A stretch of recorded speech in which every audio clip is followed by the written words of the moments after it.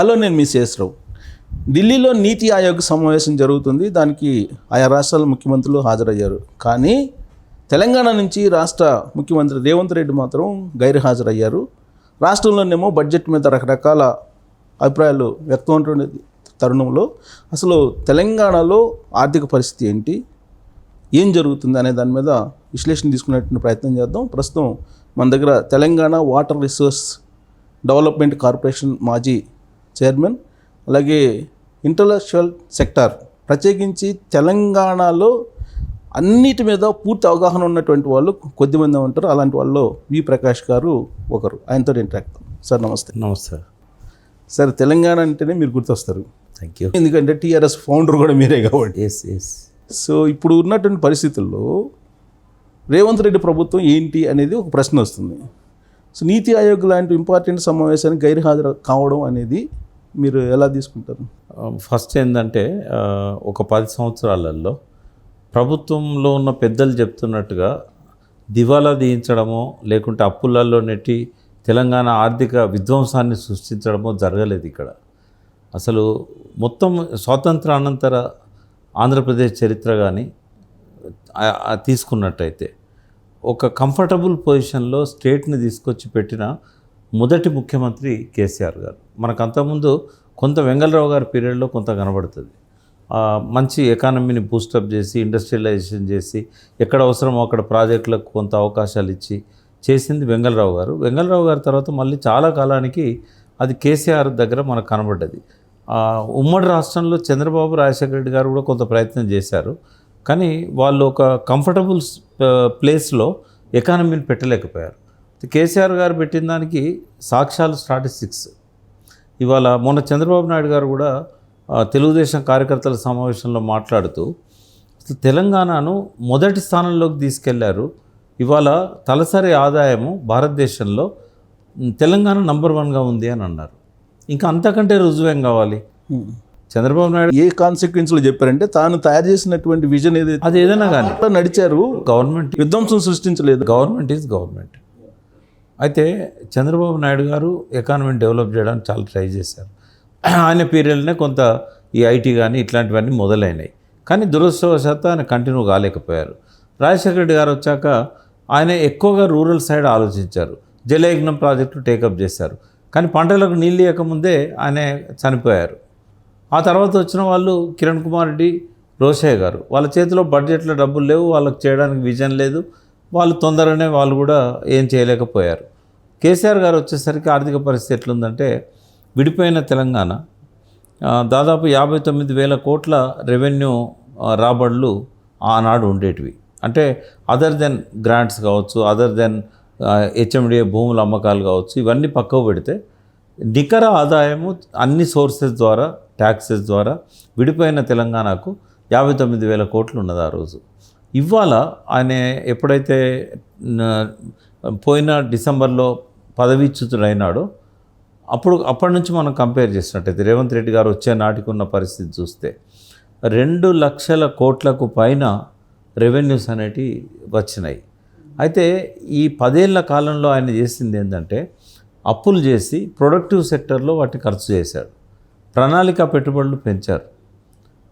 ఇప్పుడేమవుతుంది, ఒక కంఫర్టబుల్ పొజిషన్లో ఉన్న స్టేట్ని అనవసరపు హామీలతోని 6 గ్యారంటీలు, 13 హామీలు, 420 ముచ్చట్లు, వీటన్నిటితో ఏం చేశారంటే అసలు అభివృద్ధి అనే దానికి ఆస్కారమే లేకుండా వచ్చిన డబ్బులు వచ్చినట్టు ట్రెజరీలో నుంచి, అదేవిధంగా కొత్తగా అప్పులు చేసి ఈ డబ్బులన్నీ కూడా సంక్షేమ పథకాల కోసం పెడుతున్నారు. కానీ ఇక్కడ బడ్జెట్లో 7 లక్షల కోట్ల రూపాయలు అప్పు ఉందని చెప్పి చెప్తున్నారు.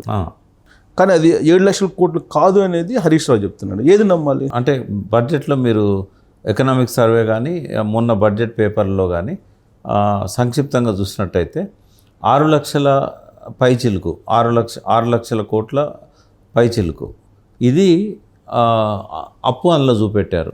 అందులో 75,000 కోట్లు పాత గవర్నమెంట్ చేసిందే. అంటే ఆంధ్రప్రదేశ్ అప్పు చాలా ఎక్కువ ఉండే, డివిజన్ అయింది కదా.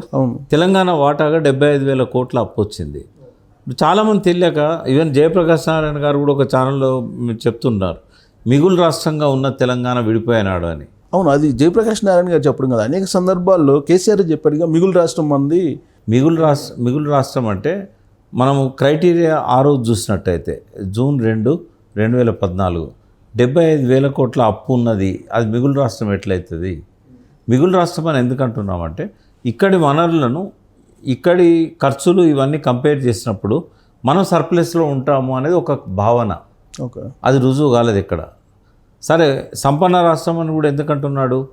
ఒకవేళ మనము గతంలో జరిగినట్టుగా అరకొర అభివృద్ధి కనుక చేసినట్టయితే మనకు ప్రతి సంవత్సరం డబ్బు మిగులుతుంది, మన సంపన్న రాష్ట్రం అవుతుంది. కానీ కేసీఆర్ గారి ఆలోచనలు ఎట్లుండేది? 3 రూపాయలు వస్తే 7 రూపాయలు ఎట్లా ఖర్చు పెట్టాలని ఆలోచించేవాడు. అయితే ఆయన చేసిన గొప్ప పని ఏంటంటే ప్రతి రాష్ట్రం, ప్రతి దేశం అప్పులు తెచ్చుకుంటుంది, కానీ ప్రొడక్టివ్ సెక్టర్కి, క్యాపిటల్ ఎక్స్పెండిచర్కి ఎంత పెడుతున్నారు అనేది ఇంపార్టెంట్.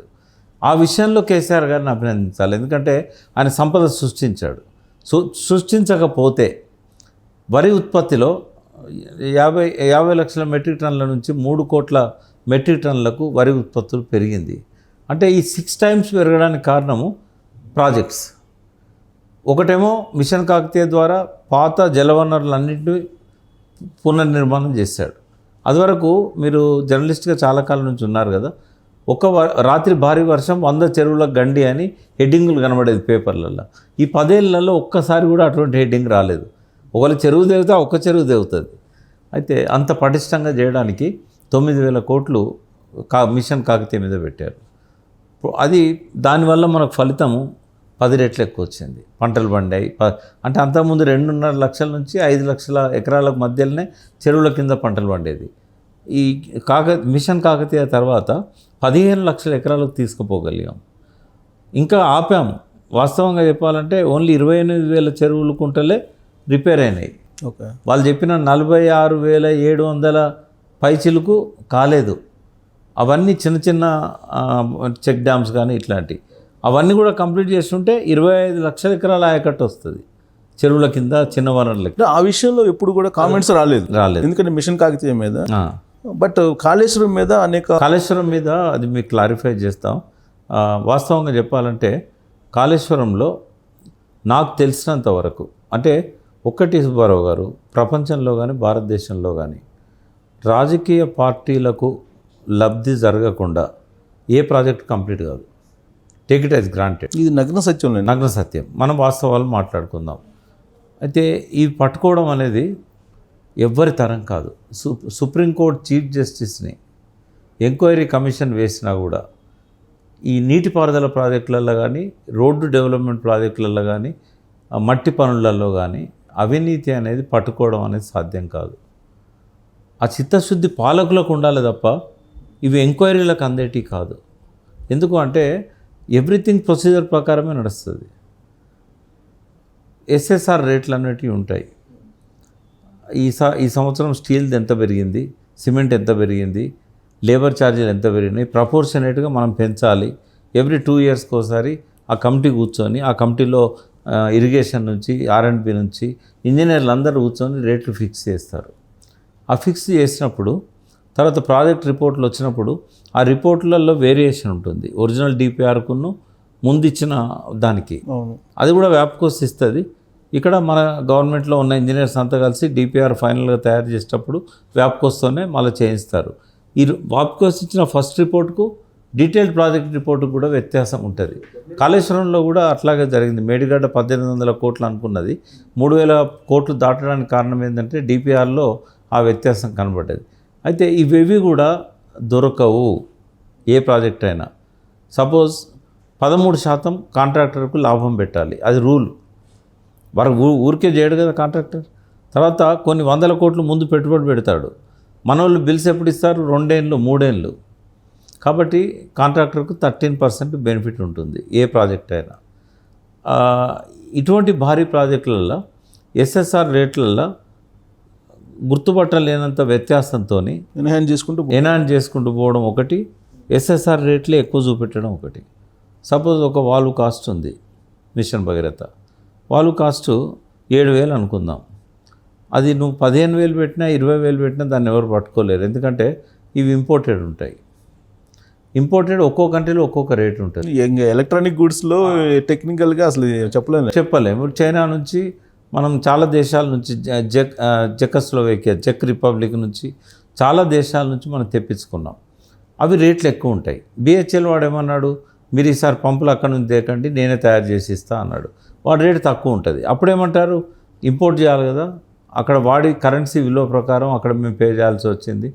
ఆడ మ్యాన్ పవర్ కాస్ట్ ఉంది, ఆడ మెటీరియల్ కాస్ట్ ఎక్కువ ఉంది. బిహెచ్ఎల్ వాడి రేటు వాడెందుకు ఇస్తాడు, ఆ రోజుల్లో వాడు ఇవ్వలేదు కాబట్టి వీనికి ఇచ్చాము, ఇట్లాంటివన్నీ చెప్తుంటారు. దొరకదు సుబ్బారావు గారు కరప్షన్. వీళ్ళు ఎంత మొత్తుకున్నా కూడా. అయితే కాళేశ్వరంలో ఏం జరిగిందంటే, వాస్తవంగా చెప్పాలంటే గతంలో పాలకులు ఎంతైతే కరప్షన్ చేసేవాళ్ళో కంపేర్ చేస్తే అదేమైనా నిజంగా కాళేశ్వరంలో కరప్షన్ జరిగినట్టయితే అది చాలా తక్కువ జరిగిందని నేను చెప్పగలుగుతా. ఎందుకు అన్నట్టు దాని కరప్షన్ కన్నా కూడా అది అసలు మళ్ళీ వైబిలిటీ అవుతుందా లేదా అనే దాని మీద పెద్ద అసలు దాని మీద ఫోకస్ చేయాలి మనం. ఎందుకంటే అసాధ్యం అనుకున్న కరప్షన్ను పదే మాట్లాడుకోవడం వల్ల ఉపయోగం కూడా లేదు. కాళేశ్వరం మీద ఒక 2-3 నిమిషాలు. కాళేశ్వరము 100% పనికి వస్తుంది, టేక్ ఇట్ యాజ్ గ్రాంటెడ్. దానికి 2 సాక్ష్యాలు చెప్తాను నేను. మేడిగడ్డ అనేది కదా కాళేశ్వరం అంటే ఇప్పుడు ప్రమాదం జరిగింది. మేడిగడ్డ మొత్తం అవును దాని చుట్టూ తిరుగుతుంది. 2022 జూలై 15 నాడు 28,75,000 క్యూసెక్కుల వాటరు మేడిగడ్డ బ్యారేజ్ మీదకి వెళ్ళిపోయింది. బ్యారేజ్ పైనుంచి పోయింది. అంటే 250 టీఎంసీలు సుమారు 24 గంటలు మేడిగడ్డ పైనుంచి పోయినాయి. పోతే ఆ రోజు జరగాలి డ్యామేజ్. ఆ తర్వాత కూడా అక్టోబర్ 21, 2023 దాకా ఆ 14-15 నెలలు మేడిగడ్డ తట్టుకొని నిలబడ్డది కదా. ఉధృతంగా వరదలు వచ్చినా కూడా తట్టుకొని నిలబడ్డది.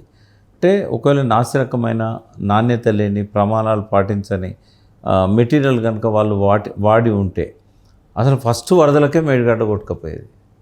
2019 లోపలనే వర్షాకాలంలోనే స్టార్ట్ అయింది అది. అయితే దానివల్ల నాణ్యత లోపం వల్ల ఈ ప్రమాదం జరగలేదు, నెంబర్ 1. రెండవది అక్కడ కరప్షన్ వల్ల జరగలేదు. కరప్షన్ ఉంటే నాణ్యత లోపం ఉంటుంది. ఎలాంటి వాడు అట్లా సరెండర్ అయ్యేవాడు కాదు. మేము మళ్ళీ చెప్తున్నాను, నేను ప్రపంచంలో ఇంజనీర్లు సాటిస్ఫై కాంది ఒక్క ఎల్ఎన్టీ వానితోనే. ఎందుకంటే వాడు ఏ ఇంజనీర్కు రూపాయి ఇవ్వడు. మీరు ఇన్స్పెక్షన్ పోతే చాయ్ బిస్కెట్లు పెడతాడు తప్ప కవర్లు ఇవ్వడు వాడు. That is the only company. కానీ ఎల్ఎన్టీకి ఉన్నట్టు గుడ్ విల్ ఓకే మీరు చెప్పింది, కానీ సబ్ కాంట్రాక్ట్స్ వల్ల వచ్చిన ప్రాబ్లం అని అంటున్నారు కదా. సబ్ కాంట్రాక్టర్స్ చేసే పనిని క్వాలిటీ కంట్రోల్ ఎల్ఎన్టీ వాడు ఫస్ట్ చేస్తాడు, డిపార్ట్మెంట్ తర్వాత చేస్తుంది. వాడు అస్సలు రాజీపడాడు క్వాలిటీ విషయంలో. అందుకే రాజీవ్ రంజన్ గారు మన దగ్గర ఐపీఎస్, ఆయన మీద అనేక ఆరోపణలు వచ్చి ఆయనే విజిలెన్స్ కమిషనర్గా దీనికి అపాయింట్ అయ్యాడు. ఆయన పోయి టెస్ట్ చేశాడు ల్యాబ్లలో. ఆయన సొంత ల్యాబ్ కాదు కదా, గవర్నమెంట్ ల్యాబే కదా. 24% నాణ్యతా ప్రమాణాలు అనుకున్న దానికంటే ఎక్కువగా ఉన్నాయి, 24% మెరుగ్గా ఉంది అని చెప్పారు. రిపోర్ట్ ఉంది వాళ్ళ దగ్గర. డ్యామ్ సేఫ్టీ వాళ్ళే పంపించారు ఆయనను. కాబట్టి నాణ్యతలో లోపం లేదు. ప్రమాదానికి కారణం వేరే ఉంది. ఆ ప్రమాదానికి కారణం ఏంటంటే స్పష్టంగా కనబడుతున్నది. మీరు ఇనిషియల్ ఫోటోగ్రాఫ్స్ చూసినట్టయితే అక్టోబర్ 23, 24 వరదలు రిసీడ్ అయిన తర్వాత మొత్తం నీళ్ళు వదిలిపెట్టారు కదా. వదిలిపెట్టిన తర్వాత కరెక్ట్గా ఎక్కడైతే డ్యామేజ్ అయిందో 19, 20, 21 ఆ పిల్లర్స్ ముందట మనకు రేకులు కనబడతాయి. ఓకే, మీరు బ్యాక్ ఫోటోగ్రాఫ్ చూస్తే కూడా కనబడతాయి.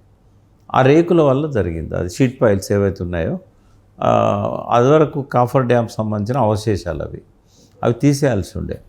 అయితే అప్పుడు జూన్ 21 నాడు ఇనాగరేషన్ అయింది. ఆ టైంలో వరదలు వస్తున్నాయి. వరదల టైంలో పోయి తీయలేరు దాన్ని. కాబట్టి ఏం చేశారు, ఈ వరదలు తగ్గినాక తీద్దాం అనుకున్నారు కాఫర్ డ్యామ్ అవశేషాలు. వరదలు ఎప్పుడు తగ్గినాయి, ఫిబ్రవరి, మార్చిలో తగ్గినాయి. అప్పుడు కోవిడ్ వచ్చింది 2020. ఇదేమో 19లో అయింది. ఎప్పుడైతే కోవిడ్ వచ్చిందో అటువైపు పోలేదు ఎవరు. రెండవది వాళ్ళు ఏమి సమాధానం ఇచ్చారు ఇంజనీర్లు అడిగితే, 70-80% కొట్టుకుపోయింది, ఈ కొంచెం మిగిలింది కదా, ఈ నెక్స్ట్ వరదలకు అది కూడా కొట్టుకుపోతుంది. అయితే కొంచెంతో ఏం కాదనుకున్నారు. ఓకే, వాళ్ళు ఎక్కడ పొరపాటు అంచనా వేశారంటే గోదావరి నది ఉధృతిని అంచనా వేయలేకపోయారు. గోదావరి నదిలో వరద అనేది చాలా బీభత్సంగా వస్తుంది. ఎక్కడెక్కడ భూపాల అవతల నుంచి స్టార్ట్ అయింది వేణగంగా నది, వార్దా నది. అడవుల్లో నుంచి చాలా డ్రాప్ అవుతూ చాలా స్పీడ్ పెరుగుతుంది. అయితే ఈ రేకుల దగ్గరికి వచ్చేసరికి ఒక్కసారి వరద ఇట్లా తలిగేసరికి లేస్తుంది పైకి. లేచి అవతల వైపు అది పడ్డ తర్వాత వరుసగా 3 వర్షాకాలాలు అదే జరిగింది. ఒక వర్షాకాలంలో కోవిడ్ టైంలో ఎప్పుడైతే కొట్టుకుపోలేదో నెక్స్ట్ వర్షాకాలంలో దాన్ని తీసేస్తే ఏం కాకపోయేది. వదిలేశారు. నిర్లక్ష్యం ఉంది ఆడ ఇంజనీర్లది. ఆ గొయ్యి ఎంత పడ్డదంటే ఒక తాడి చెట్టు కంటే ఎత్తుపడ్డది. 20,000 బస్తాలు వేసినా కూడా గొయ్యి పూడలేదు. ఎక్కడ పడ్డది గొయ్యి? 19, 20, 21 పిల్లర్స్. దీనికి ఏం సైన్స్ కావాలి సుబ్బారావు గారు? కానీ డ్యామ్ సేఫ్టీ వాళ్ళు దాన్ని రిపేర్ ఎలా చేయాలి ఏంటి అనేది కూడా వాళ్ళు ఇంకా పూర్తి స్థాయిలో ఇంకా రంగంలోకి దిగి చెప్పినట్టు దాఖలాలు లేవు. ఎందుకు లేవంటే రేవంత్ రెడ్డి గారు కానీ డ్యామ్ సేఫ్టీ వాళ్ళు కానీ డిసెంబర్ నుంచి మే దాకా పట్టించుకోలేదు. చాలా గోల్డెన్ పీరియడ్ మొత్తుకున్నాను నేనైతే ప్రతి ఛానల్లో. ఇది చాలా ఇంపార్టెంట్ పీరియడ్. ఈ పీరియడ్లో మీరు వాటి చేయండి అంటే ఇద్దరికీ అడ్వాంటేజ్ ఒక్కటే, కేసీఆర్ను పార్లమెంట్ ఎన్నికల్లో తుడిచిపెట్టాలి, మేడిగడ్డను చూపెట్టాలి. మేడిగడ్డను రిపేర్ చేసినా మేడిగడ్డలో ఈ కారణం వల్ల గొయ్యి ఏర్పడ్డదని చెప్తే కేసీఆర్ మీదకి రాదు, అది కరప్షన్ అని రాదు, ఎల్ఎన్టీ వన్ మీదకి పోతుంది, అది ఇంజనీర్ల మీదకి పోతుంది. ఇంజనీర్లు ఏమో మాకెందుకని చెప్పి మా దానిలోనే కొందరు బలవుతారని చెప్పి వాళ్ళు బయట పెట్టలేదు. రేవంత్ రెడ్డిను బీజేపీ అక్కడ ఉన్న డ్యామ్ సేఫ్టీ వాళ్ళేమో కారణం తెలిసినా కూడా అక్కడ ఇది అవినీతి కావచ్చు, నాణ్యత లేకపోవచ్చు అని నొక్కి పలికారు కావాలని. ఇట్స్ ఆల్ పొలిటిక్స్ అన్నట్టు, మొత్తం పొలిటికల్గా దాన్ని కేసీఆర్ను గెలవనీయొద్దు. సరే సక్సెస్ అయ్యారు, ఒక్క సీటు కూడా రాకుండా ప్రజలను నమ్మించగలిగారు. కానీ దాన్ని పక్కకు పెడదాం, ఇప్పుడు ఎలక్షన్ అయిపోయింది కదా, వాస్తవాలు మాట్లాడుకుందాం. ఆ గొయ్యి ఏర్పడడానికి కారణం షీట్ ఫైల్స్. దాన్ని ఎందుకు డ్యామ్ సేఫ్టీ వాళ్ళు ఇప్పటికి కూడా ఈ కారణం వల్లనే జరగలేదు అని అన్నారంటే ఇంకా కొన్ని పరీక్షలు అవసరం ఉన్నాయి. వాళ్ళు అప్పుడే మొదలుపెట్టుంటే మే వరకే అన్నీ చెప్పేవాళ్ళు, ఇప్పుడు మొదలుపెట్టారు. వాళ్ళు వర్షాలు స్టార్ట్ అయినాక ఈ తలుపులు పలగొట్టడము, కింద గ్రౌటింగ్ చేయడము, మళ్ళీ గ్రౌటింగ్ చేస్తే కూడా ఇక్కడ ఇంజనీర్లను ప్రశ్నించారు డ్యామ్ సేఫ్టీ అధికారులు. మీకు మేము చెప్పలేదు కదా, మీరు తలుపులు కట్ చేయమన్నాను తప్ప ఈ గ్రౌటింగ్ చేయమని మేము చెప్పలేదు కదా, దానివల్ల మాకు కారణాలు తెలివే కదా, ఎందుకు చేశారు ఈ పని అంటే తలుపులు కట్ చేసినప్పుడు స్ట్రక్చర్ డిస్టర్బ్ అవుతుంది ఆ వెయిట్కి, కాబట్టి అది చేయకుండా ఇది ఎట్లా చేస్తాం మేము, కాబట్టి దాన్ని కాపాడుకోవడానికే మేము చేసాము అని చెప్పి వాళ్ళు ఆన్సర్ ఇచ్చారు. వాళ్ళు చేయాల్సింది వాళ్ళు చాలా స్లోగా చేశారు కాబట్టి ఈ ప్రాబ్లమ్స్ అన్నీ వచ్చాయి. దీనివల్ల ఎవరికి నష్టం అని అంటే నెక్స్ట్ యాసంగి పంటలకు నీళ్ళు ఇవ్వలేని పరిస్థితి. అంతే కదా, ఆటోమేటిక్. ఇప్పుడు చాలా మంది ఇప్పుడు కోఆర్డినేషన్ ప్రాబ్లం మీరు చెప్తుంది. ఇది డ్యామ్ సేఫ్టీ వాళ్ళకన్నా ఇక్కడ ఉండే ఇంజనీర్ కోఆర్డినేషన్ వెనుక ఒక కుట్ర, ఏది పార్లమెంట్ ఎన్నికల దాకా మెదలకుండా ఉండడం. అసలు ఫస్ట్ తప్పు కేసీఆర్ చేశాడండి. కేసీఆర్ చేసిన తప్పు నేను చెప్తాను. అంటే తన కొమ్మను తనే నరుక్కున్నాడు. ఎందుకు అనంటే అక్టోబర్ 21 నాడు ముఖ్యమంత్రే కాకుండా భారీ నీటిపారుదల శాఖ మంత్రి కూడా కేసీఆరే. నేను ఆయన పక్కనే ఉండి అక్టోబర్ 22 నాడు ఉదయమే హెలికాప్టర్లో మేడిగడ్డ దగ్గర పోయి అక్కడ అప్పటికే వాటర్ అంతా రిసీడ్ అయింది రాత్రిపూట, ఆడున్న పరిస్థితిని గమనించి మేడిగడ్డకి ఏమీ కాలేదు, నేనున్నాను, చిన్న రిపేర్ వచ్చింది, పెద్ద శబ్దం రావడానికి కారణం ఏంటంటే కింద కొంచెం గొయ్యి పడ్డది, బ్యారేజీలు అనేటివి ఇసుకల్నే కడతారు, ఇది నిర్మాణ లోపం కాదు, ఇంట్లో నిర్వహణ లోపం కొంత ఉన్నది, ఇది నాది బాధ్యత, 4 నెలల్లో మీకు నిర్మించిస్తాను అని కనుక ఒక్క మాట చెప్పి ఉంటే మేడిగడ్డ మీద ఇంత దుష్ప్రచారం జరిగేది కాదు, ఇన్ని అసత్యాలు వచ్చేటివి కావు, ఆ పనులన్నీ కూడా మొదలయ్యేటివి, ఎంక్వైరీ జరిగేది. కానీ అప్పుడు ఇంజనీర్లు కూడా రెస్పాండ్ కాలేదు కదా, ఈవెన్ కాంట్రాక్టర్స్ కూడా రెస్పాండ్ కాలేదు కదా, హామీ ఇవ్వలేకపోయారు కదా. ఇంజనీర్లు ఎందుకు రెస్పాండ్ అవుతారు? ముఖ్యమంత్రి ఏం మాట చెప్పకుండా ఒక్కరు కూడా మాట్లాడలేదండి. నేను ముఖ్యమంత్రి చెప్పలేడు కదా అది. ఇప్పుడు నేను హామీ ఉన్నానని ఎలా చెప్పగలను? ముఖ్యమంత్రి ఏం అథారిటీ వాళ్ళకి కదా ఉంది. ముఖ్యమంత్రి ఏం చెప్పాలంటే ఇంజనీర్స్ టీం ఉంటుంది కదా, ఆయన విజిట్ పోతున్నాడంటే చీఫ్ ఇంజనీర్ దగ్గర నుంచి అందరూ ఉంటారు కదా, వాళ్ళతో కన్సల్ట్ చేసి అక్కడే చెప్పాలి. అది చెప్పలేదు ఆయన. చెప్పబోయేసరికి ఏమైంది, ఈ అసత్యాల అబద్ధాల రాజ్యం వెళ్ళినాయి. అయితే నేను అక్టోబర్ 29 నాడు అమెరికా నుంచి వచ్చాను. నేను అక్కడ నాకు బీపీ పెరుగుతూ ఉంది. ఇంత జరిగితే ముఖ్యమంత్రి మాట్లాడాడు, హరీష్ రావు గారు ఇతర మంత్రులు ఎవరు మాట్లాడరు. ఏంది ఏమనుకుంటాను వీళ్ళు, ఎలక్షన్ 4 రోజులు లేవు, ఇట్లా చేస్తే ఎలక్షన్లో గెలుస్తారా? హడావిడిగా నేను ప్రీపోన్ చేసుకొని వచ్చాను. ఓకే. అక్కడ ఉన్న వాళ్ళు కూడా మన రాజారెడ్డి గారు కూడా చార్లెట్ నుంచి, సార్ మీరు ఇక్కడ ఉంటే ఎట్లా సార్, అక్కడ మేడిగడ్డ కుంగిపోయింది, మీరు తొందరగా పోండి అని చెప్పి వాళ్ళ ఒత్తిడి బాగుండే నాకు. సరే వచ్చిన నేను వచ్చే వరకు కూడా ఎవరు మాట్లాడలే.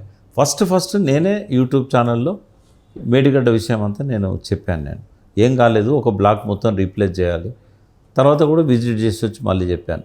అదే ఈ ఆలస్యమే టీఆర్ఎస్ కొంప ముంచింది. కానీ ఈ లోపుగానే డ్యామ్ సేఫ్టీ అథారిటీ వాళ్ళు దాని నిర్వహణ లోపం ఉంది, దాని నిర్మాణ లోపం ఉంది అన్నీ చెప్పారు కదా సుబ్బారావు గారు. అక్టోబర్ 23 వాళ్ళు వస్తామని చెప్పారు. 24, 25 వచ్చారు. 25 నాడు వాళ్ళు ఏం చెప్పారో అది కంటిన్యూగా వక్రీకరణకు గురైంది. ఇప్పుడు మీరు అన్నది కూడా నిన్న ఉత్తమ్ కుమార్ రెడ్డి చెప్పిన ప్రెస్ మీట్లో ఇదే చెప్పారు. అవును, ఆయన భారత నీటిపారుదల శాఖ మంత్రి కాబట్టి ఆయన చెప్పింది కరెక్ట్ అనుకొని అందరం అనుకుంటాం. కానీ ఉత్తమ్ కుమార్ గారికి వారు తెలియాల్సింది కూడా నేను చెప్తాను. ఆ రోజు వాళ్ళు అన్నది ఏంటంటే ఈ లోపం ఉంది, ఆ లోపం ఉంది అని చెప్పలేదండి. ఇట్లా ఉండొచ్చు, నిర్వహణ లోపం ఉండొచ్చు, నిర్మాణ లోపం ఉండొచ్చు, అంటే మేబీ కారణం ఏదైనా కావచ్చు, ఎంక్వైరీ జరగాలి, మాకు ఆ పేపర్స్ ఇవ్వండి. అప్పటికి పేపర్సే ఇవ్వలేదు వాళ్ళకి. తర్వాత అదే మాట మొన్న మేలో వచ్చినప్పుడు కూడా అదే చెప్పారు వాళ్ళు. అంటే అక్టోబర్ నుంచి మే దాకా డ్యామ్ సేఫ్టీ అథారిటీస్కి పూర్తి ఇన్ఫర్మేషన్ రాలేదు గవర్నమెంట్ నుంచి. అప్పుడున్న బీఆర్ఎస్ గవర్నమెంట్లో పూర్తి ఇన్ఫర్మేషన్ ఇవ్వలేదు. తర్వాత వచ్చిన కాంగ్రెస్ గవర్నమెంట్ కూడా పూర్తి ఇన్ఫర్మేషన్ ఇవ్వలేదు. కొన్ని పేపర్లు అసలు లేవని చెప్పారు, కొన్ని పరీక్షలే జరపలేదని చెప్పారు. ఇప్పటికీ కూడా ఆ రోజు కాదు, ఈ రోజు కాదు, ఇప్పటికీ కూడా కారణాలను డ్యామ్ సేఫ్టీ అథారిటీ ఇదే స్పష్టమైన కారణం అని చెప్పలేదు. నేను చెప్తున్నాను ఈ కారణం అయి ఉండొచ్చు అని. ఎందుకు అంటే ఈ 19, 20, 21 పియర్సే కుంగినాయి. దాని ముందట ఉన్న స్ట్రక్చర్ కనబడుతుంది పేపర్లలో. నేను ఇంజనీర్ని కాదు, నేను గెస్ చేసి చెప్తున్నా ఇదే కారణం అయి ఉండొచ్చు అని. అంటే ఆ భూభౌతిక పరీక్షలు, తర్వాత పూణేలో ఉన్న central power water research centre ఏదైతే ఉందో వాళ్ళు ఇచ్చే రిపోర్ట్ ఆధారంగా, ఇక్కడ మన వాళ్ళు ఇచ్చే రిపోర్ట్ ఆధారంగా నిర్ధారణకు రావాలి. ఎన్జిఆర్ఐ వాళ్ళు కానీ ఇవన్నీ చేశారు కదా, వేరే రాష్ట్రాలకు కూడా ఇచ్చారు, ఐఐటి వాళ్ళకు కూడా ఇచ్చినారు, ఐఐటి వాళ్ళకు కూడా ఇచ్చారు. ఇవన్నీ రిపోర్ట్స్ ఒక దగ్గర పెట్టుకొని కారణాలు చెప్పే రోజు వస్తుంది. ఇప్పటి వరకు రాలే.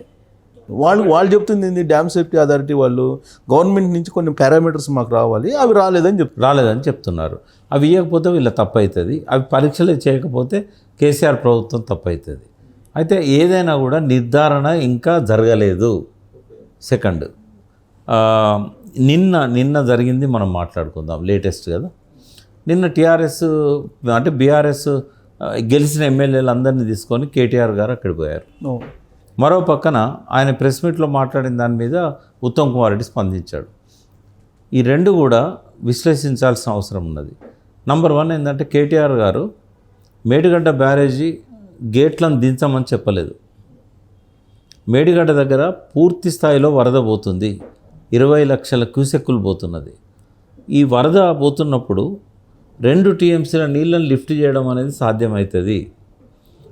మీరు లిఫ్ట్ చేస్తారా, లేకుంటే నేను 50,000 మందిని తీసుకొచ్చి నేను లిఫ్ట్ చేయాలన్నా అని చెప్పి ప్రశ్నించాడు. వాస్తవంగా కేటీఆర్ గారు చేయాల్సింది అది కాదు.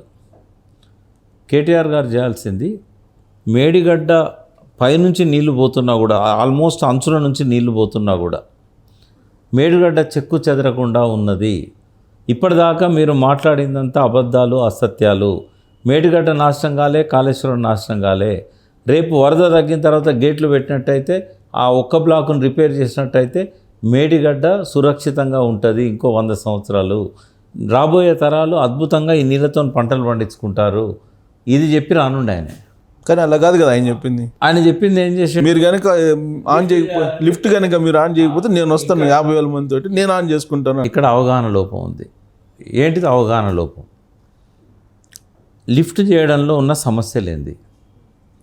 మేడిగడ్డ తలుపులు మూయమని చెప్పలేదు ఆయన.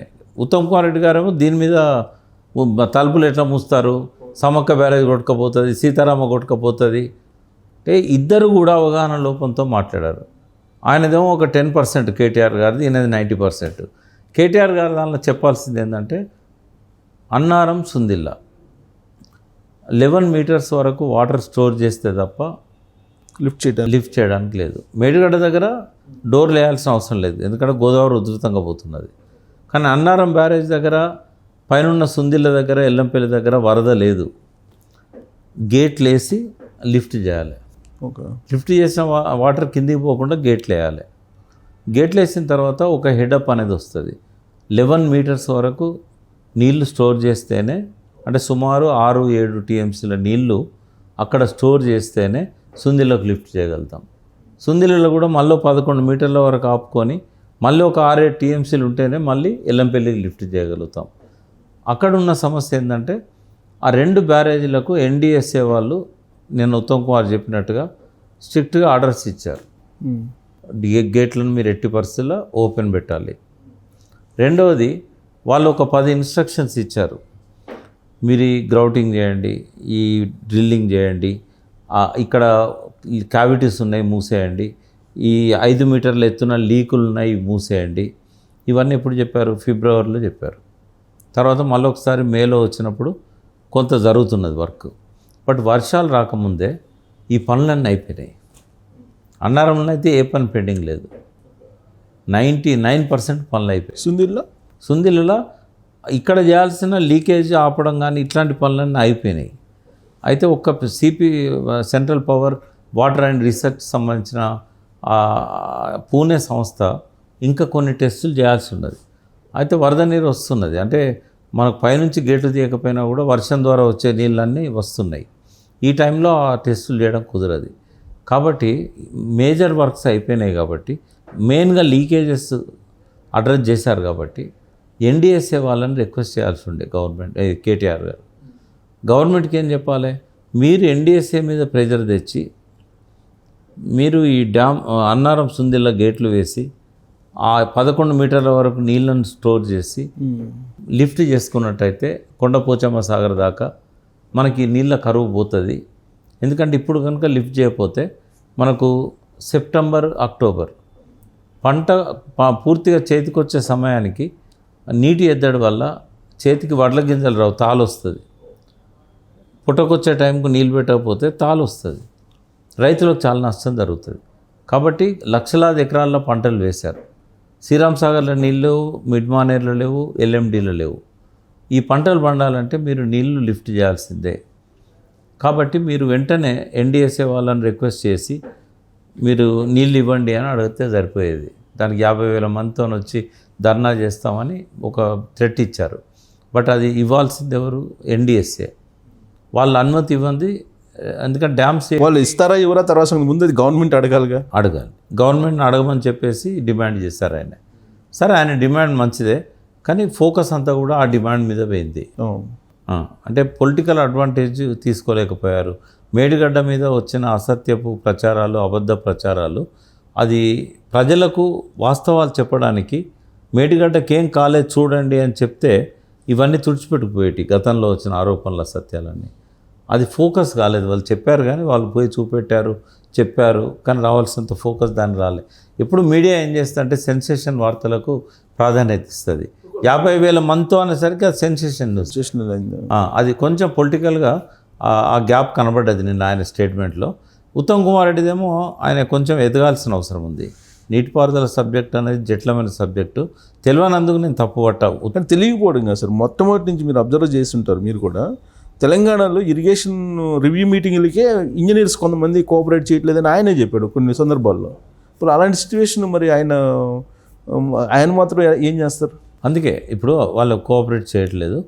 మాలాంటి వాళ్ళతోనన్నా, కొంత అవగాహన ఉన్న వాళ్ళతోనన్నా, రిటైర్డ్ ఇంజనీర్స్ ఉన్నారు కదా. ఇప్పుడు మురళీధర్ గారు రిటైర్ అయ్యారు. ఆయనే కదా మొత్తం దాన్ని నడిపింది. ఆయన పిలుస్తారు ఆడ. వెంకటేశ్వర్లు గారు రిటైర్ అయ్యారు, ఈఎన్సీ. ఆయనే కాళేశ్వరం కట్టింది. ఆయన పిలుస్తారు ఆడ. వాళ్ళని పిలిపించుకొని కూర్చోబెట్టుకొని అవగాహన చేసుకున్నట్టయితే ఈ వెలితి ఉండదు.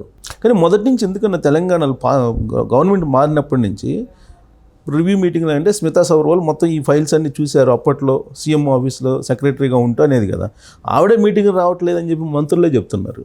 మరి అలాంటప్పుడు ఈఎన్సీలు రావాలి, ఇంజనీర్లు కొంతమంది రావాలి. వాళ్ళు యాక్చువల్గా వాళ్ళకి తెలిసినంతగా వాళ్ళు ఎక్స్పర్ట్స్ కాబట్టి వాళ్ళు ప్రజెంట్ చేయాలి. వాళ్ళు వచ్చి ప్రజెంట్ చేయట్లేదు అనేది వీళ్ళ బాధ. ఇదంతా కూడా కేసీఆర్కి సంబంధించినటువంటి మనుషులు వీళ్ళంతా అనేది వాళ్ళ అభిప్రాయం. తీసేశారు వాళ్ళను.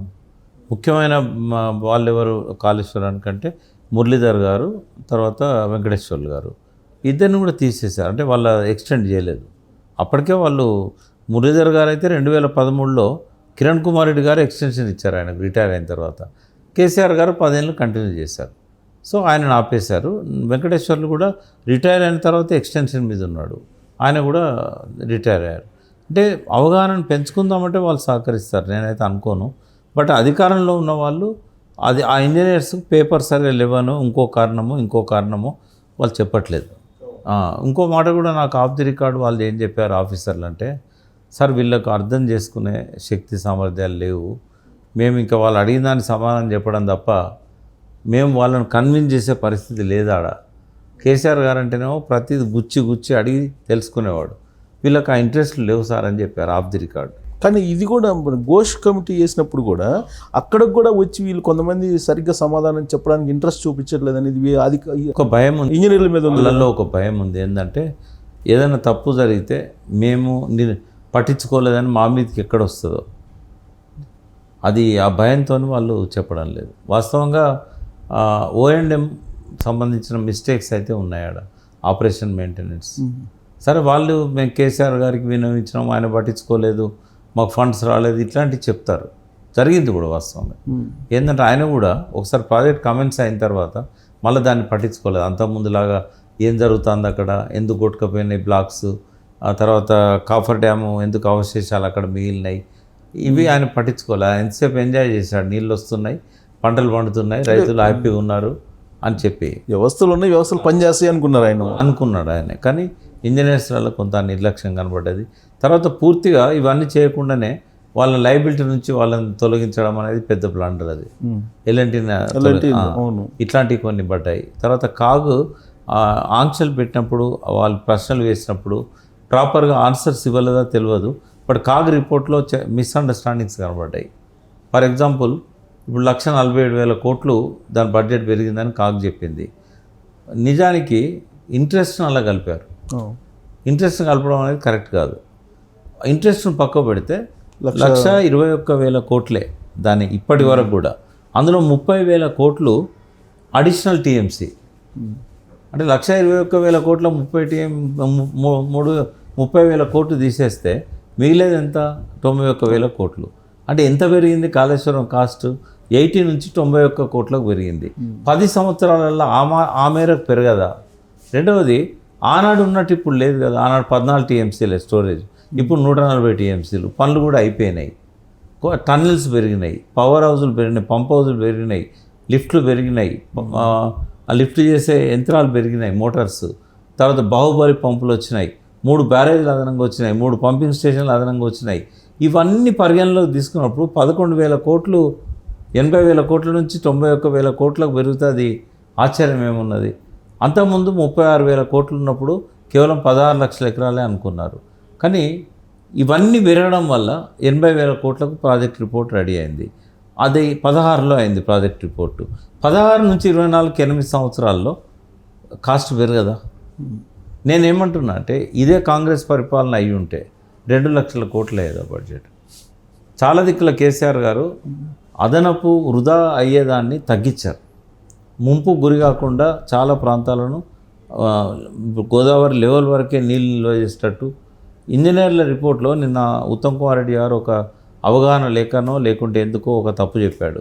ఇంజనీర్లు మేడిగడ్డను వద్దన్నారు అని ఆయన రిపోర్ట్ కూడా చూపెట్టాడు. అవును, ఫస్ట్ నుంచి కాంగ్రెస్ వాళ్ళు అదే చెప్తున్నారు. అయితే నేను ఉత్తమ్ కుమార్ రెడ్డి ప్రెస్కు చూపెట్టిండు, అది ఇట్లా బట్టి చూపెట్టాడు. అక్కడ ఎర్ర అక్షరాలలో ఉన్నదాన్ని మీరు హైలైట్ చేసి చూడండి, నేను మాట్లాడుతున్నప్పుడు కూడా మీరు చూపెట్టండి.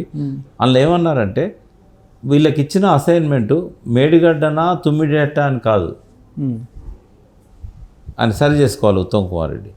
వాళ్ళకి ఇచ్చిన అసైన్మెంటు మేడిగడ్డ నుంచి మిడ్ మానేర్కి నేరుగా నీళ్లు తీసుకుపోవడానికి సొరంగ మార్గమా లిఫ్టా ఏదో మీరు సూచించండి అని ఇచ్చారు. ఇస్తే వాళ్ళు ఏమన్నారంటే ఇది పక్కకు పెట్టండి, ఇది వైబుల్ కాదన్నారు. ఓకే, వాళ్ళు అన్నది ఏది వైబుల్ కాదని మిడ్ మానేరుకు మేడిగడ్డ నుంచి నీళ్ళని తీసుకుపోవడం సాధ్యం కాదు, వైబుల్ కాదు. ఎందుకంటే భూపాలపల్లి బొగ్గన్లు ఉన్నాయి, తాడిచెర్ల ఓపెన్ కాస్ట్ ఉంది, గోదావరికని సింగరేణి గన్లు ఉన్నాయి, మీరు ఎటు పక్క నుంచి కూడా తీసుకుపోలేరు అన్నారు. ఓకే, దాని అర్థం ఏంది? మేడిగడ్డ నుంచి మిడ్ మానేరుకు తీసుకుపోవడం సాధ్యం కాదన్నారు కానీ మేడిగడ్డ సాధ్యం కాదన్నారా? రెండవది అది 9-11 పేజీల రిపోర్టు, 10.5 పేజీలు. 10.5 పేజీల్లో 3 దిక్కుల 3 స్పష్టమైన పేరాలు ఉన్నాయి. అందులో మేడిగడ్డ నిర్మించండి, 3 దిక్కుల రిపోర్ట్స్. అదే రిపోర్టు. అదే రిపోర్ట్లో మేడిగడ్డ నిర్మించండి అని రిటైర్డ్ ఇంజనీర్ చెప్పారు. మీకు పంపిస్తా కావాలంటే. అందులో 105 మీటర్ల వరకు నిర్మించండి అన్నారు. ఇది 100 మీటర్లే.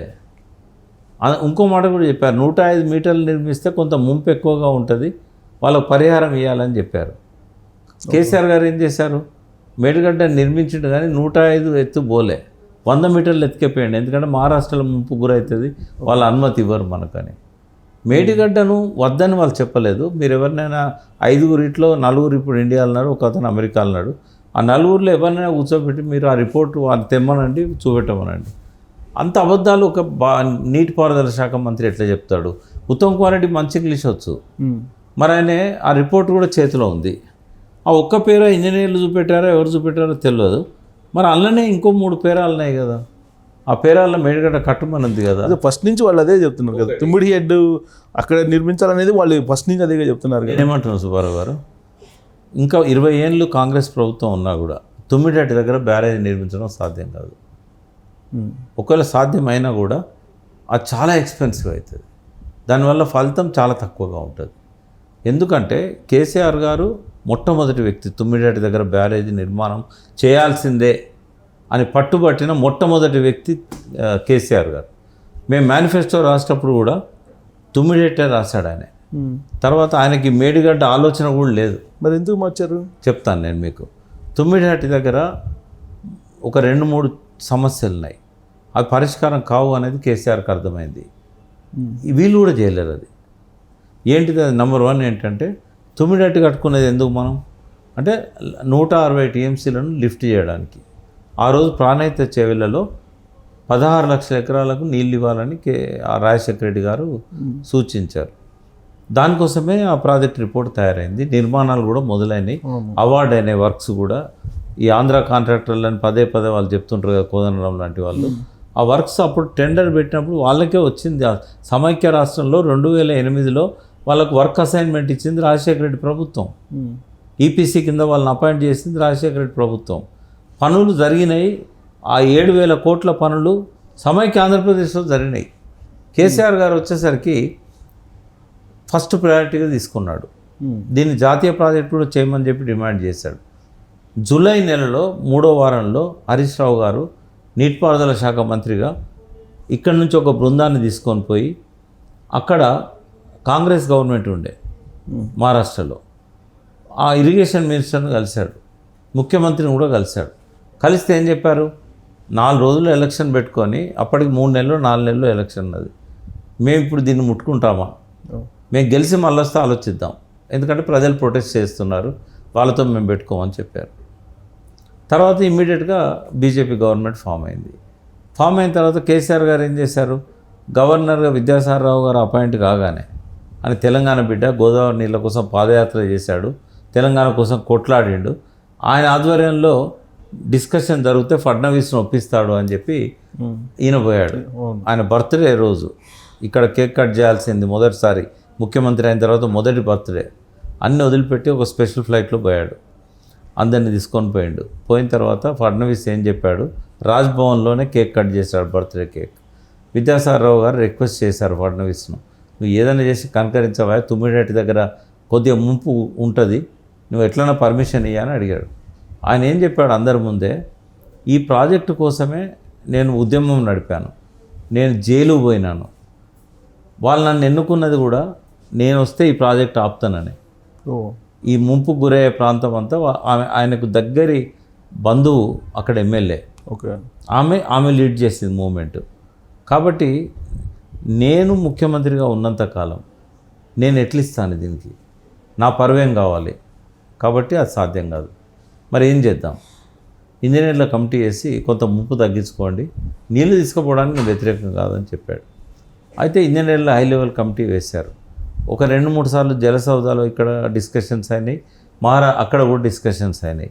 ఫైనల్గా ఇంజనీర్లు చెప్పింది ఏంటంటే 148 మీటర్ల ఎత్తు అయితేనే మేము అనుమతిస్తాము, అంతకంటే 1 ఇంచ్ అయినా మేము అనుమతించేది లేదన్నారు. కానీ 148 మీటర్ల ఎత్తులో కనుక మనం తుమ్మిడి నిర్మించినట్టయితే ముంపు సమస్య కొంచెం తగ్గేది వాస్తవమే, కానీ ఇంకొక లిఫ్ట్ పెట్టుకోవాల్సి వస్తుంది. ఎందుకు అంటే 152 మీటర్ల ఎత్తులో అంతకుముందు అనుకున్నారు కదా, కాలువలు అప్పటికే తవ్వారు. ఓకే. ఆ కాలువలకు నీళ్లు 152 మీటర్ల ఎత్తు అయితేనే అందుతాయి. ఇప్పుడు ఏం చేయాలి, 142 నుంచి 4 మీటర్ల ఎత్తు లిఫ్ట్ పెట్టుకోవాలి. మళ్ళీ ఒకటి నంబర్ 1.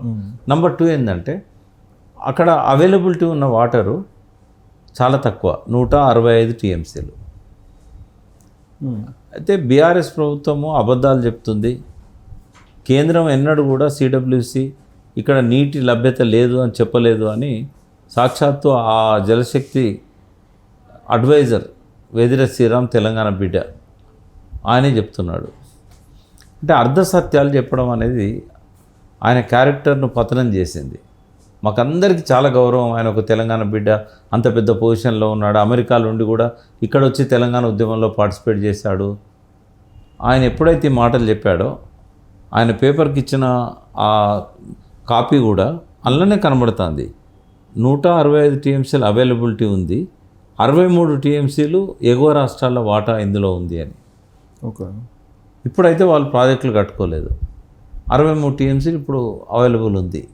బట్ రేపటి రోజు ప్రాజెక్టులు కట్టుకున్న తర్వాత, కాబట్టి నీటి లభ్యత విషయంలో ప్రజలకు అర్థం కావాల్సింది ఏంటి అంటే సిడబ్ల్యూసి నీళ్లు లేవని చెప్పలేదు, కానీ ఆ నీళ్ళల్లో 63 టీఎంసీలు ఎగువ రాష్ట్రాల వాటా ఉందని చెప్పింది. అంటే అది మనకు రానట్టే కదా, ఇప్పుడు వస్తుంది తర్వాత చెప్పలేం కదా, దాని మీద ఆధారపడి ప్రాజెక్టులు కట్టుకోలేం కదా. ఒకటి. నంబర్ 2 ఏంటంటే ఏ నదిలోనైనా ఆఖరి బొట్టు దాకా మానవుల అవసరాల కోసం వాడుకున్నట్టయితే 84 లక్షల జీవరాశులు ఇంకా బతకాలి. ఫ్లోరా అండ్ ఫానా అంటాం మనం. ఎన్విరాన్మెంట్ ఫ్లోస్ అనేటివి ఉండాలి అని ఒక వరల్డ్ వాటర్ కౌన్సిల్ కావచ్చు, ఐక్యరాజ్య సమితి కావచ్చు, వాళ్ళు నిబంధనలు పెట్టారు, మనం సంతకాలు పెట్టాం. ఎన్విరాన్మెంటల్ ఫ్లోస్ మినిమం 25% ఉండాలి. ఒక నదిలో 100 టీఎంసీల వాటర్ అవైలబుల్ ఉంటే 25 టీఎంసీని మనం పర్యావరణ జలాల కోసం వదలాలి. ఎందుకంటే ఆ నది జీవనది, ఆ జీవనది పొడుగున జనం ఉంటారు, చేపలు పట్టే వాళ్ళు ఉంటారు, ఆ నీళ్ళ మీద బతికే జీవులు ఉంటాయి. ఇవన్నీ బతకాలంటే 25% పర్యావరణ జలాలు ఉండాలి. ఈ పర్యావరణ జలాలు ఒక 30 టీఎంసీలు అనుకుందాం, 165 టీఎంసీలలో. ఆ 30 టీఎంసీలు పోతే మనకు దొరికేది 102 టీఎంసీలే. 63 తీసేస్తే ఆ 102లో 30 పోతాయి, ఇంకా మిగిలిన 70 టీఎంసీల చిల్లర ఉంటాయి. ఈ 70 టీఎంసీలు వరద వచ్చినప్పుడు ఎత్తిపోసుకోవడానికి ఆడ స్టోరేజ్ ఉండాలి. అంతకుముందు 152 మీటర్ల ఎత్తున ఉంటే కనుక మనకు 5.8 టీఎంసీల స్టోరేజ్ ఉండేది. ఎప్పుడైతే 148కి తగ్గిందో 1.6 టీఎంసీ అక్కడ స్టోర్ అవుతుంది. అంటే 1.6 టీఎంసీ కంటే ఎక్కువ వచ్చినాయన్నీ కూడా వెంటనే వెళ్ళిపోతూ ఉంటాయి, మీకు లిఫ్ట్ చేసే అంత అవకాశం ఉండదు. అంటే వచ్చిన నీళ్ళను వచ్చినట్టుగా లిఫ్ట్ చేయలేము, రిజర్వాయర్ లేదు కాబట్టి. ఎంత లిఫ్ట్ చేయగలుగుతాం? కేవలం 44 టీఎంసీలు మాత్రమే లిఫ్ట్ చేయగలుగుతాం. ఈ 44 టీఎంసీలు ఎక్కడ పెట్టుకోవాలి? ఎందుకంటే రాజశేఖర రెడ్డి ఇచ్చిన 16 లక్షల ఆయకట్టుకే 160 టీఎంసీలు కావాలి. కేసీఆర్ గారు ఏం చేశారు? కొత్త ఆయకట్టును దానికి యాడ్ చేశారు 2 లక్షల ఎకరాలు. అంతటితో ఆగిండి ఆయనే. పాత ఆయకట్టు ఏదైతే ఉన్నదో శ్రీరామ్ సాగర్ ప్రాజెక్టుకి నీళ్ళు వచ్చే అవకాశం లేదు. నిజాం సాగర్ చాలాసార్లు ఎండిపోతూ ఉంది. సింగూరులోంచి కూడా నీళ్ళు రావట్లేదు, మంజిరాల నుంచి. కాబట్టి అప్పర్ మానేర్ కావచ్చు, ఇట్లాంటి ప్రాజెక్టులు అన్నిటికి కూడా ఇదే గోదావరి నీళ్ళతోనే నింపాలని చెప్పి ఆయన ఇంకా అదనంగా దానికి ఆయకట్టును పెంచాడు. ఎంత? 36 లక్షల ఎకరాలు అప్పుడు, ఇప్పుడు 45 లక్షల ఎకరాలకు చేశాడు.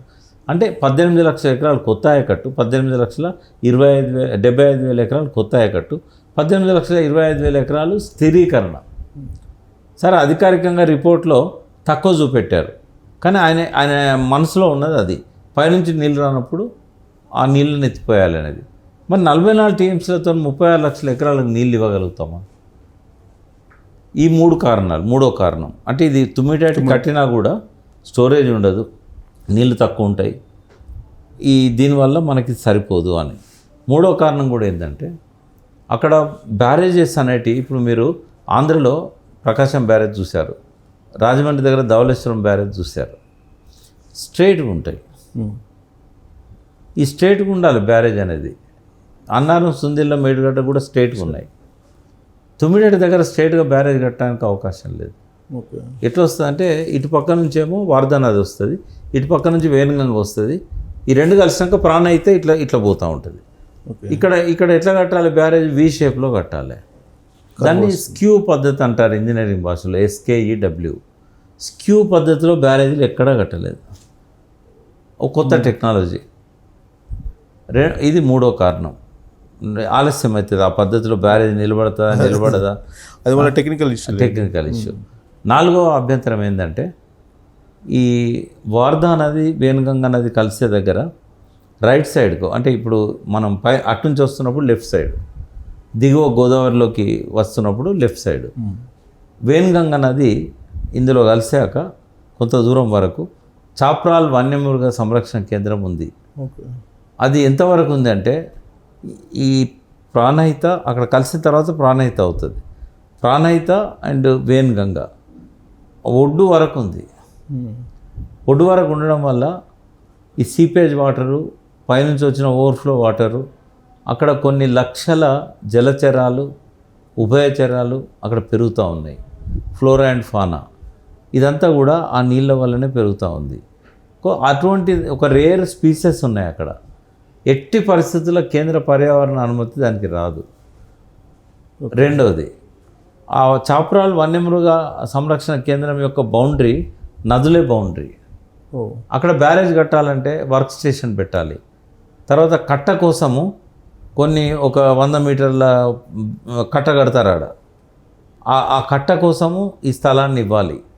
ఇదంతా జరిగే పని కాదు, 3-4 ఏళ్ళు పడుతుంది ఈ అనుమతులు. అసలు అనుమతులు కూడా ఇస్తారో లేదో నమ్మకం. సుప్రీంకోర్టు ఆంక్షల్ని ఇవన్నిటిని దృష్టిలో పెట్టుకొని ఈ నిత్యం కొట్లాడుకుంటూ కూర్చోవాలని నేను, ఆత్మహత్యలు జరుగుతూ ఉన్నాయి తెలంగాణలో, వాటిని ఆపాలి.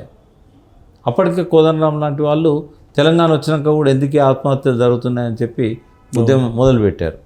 ఇదంతా చూస్తే ఆయన ఏం చేసినట్టే 2016లో వ్యాప్కోస్ వాళ్ళని పిలిచి 15లోనే ఆల్టర్నేట్ ప్రాజెక్ట్ చూడండి బాబు, ఈ మాట ఎవరు చెప్పారు? కేంద్రం చెప్పింది. మీకు వేరే అనువైన స్థలాలను చూసుకోండి అని అఫీషియల్గా. తర్వాత రిజర్వాయర్లు కూడా కట్టుకోవాలి, 14 TMCలతో సరిపోదు, మీరు 160 TMCలు ఎక్కడ దాచుకుంటారు అని చెప్పి అన్నది. అంటే ఇవన్నీ సిడబ్ల్యూసి ఇవన్నీ దాచిపెట్టి, ఎవరో దాచిపెడితే నేను ఉత్తమ్ కుమార్ రెడ్డి చెప్పలేదంటే అర్థం చేసుకుంటా.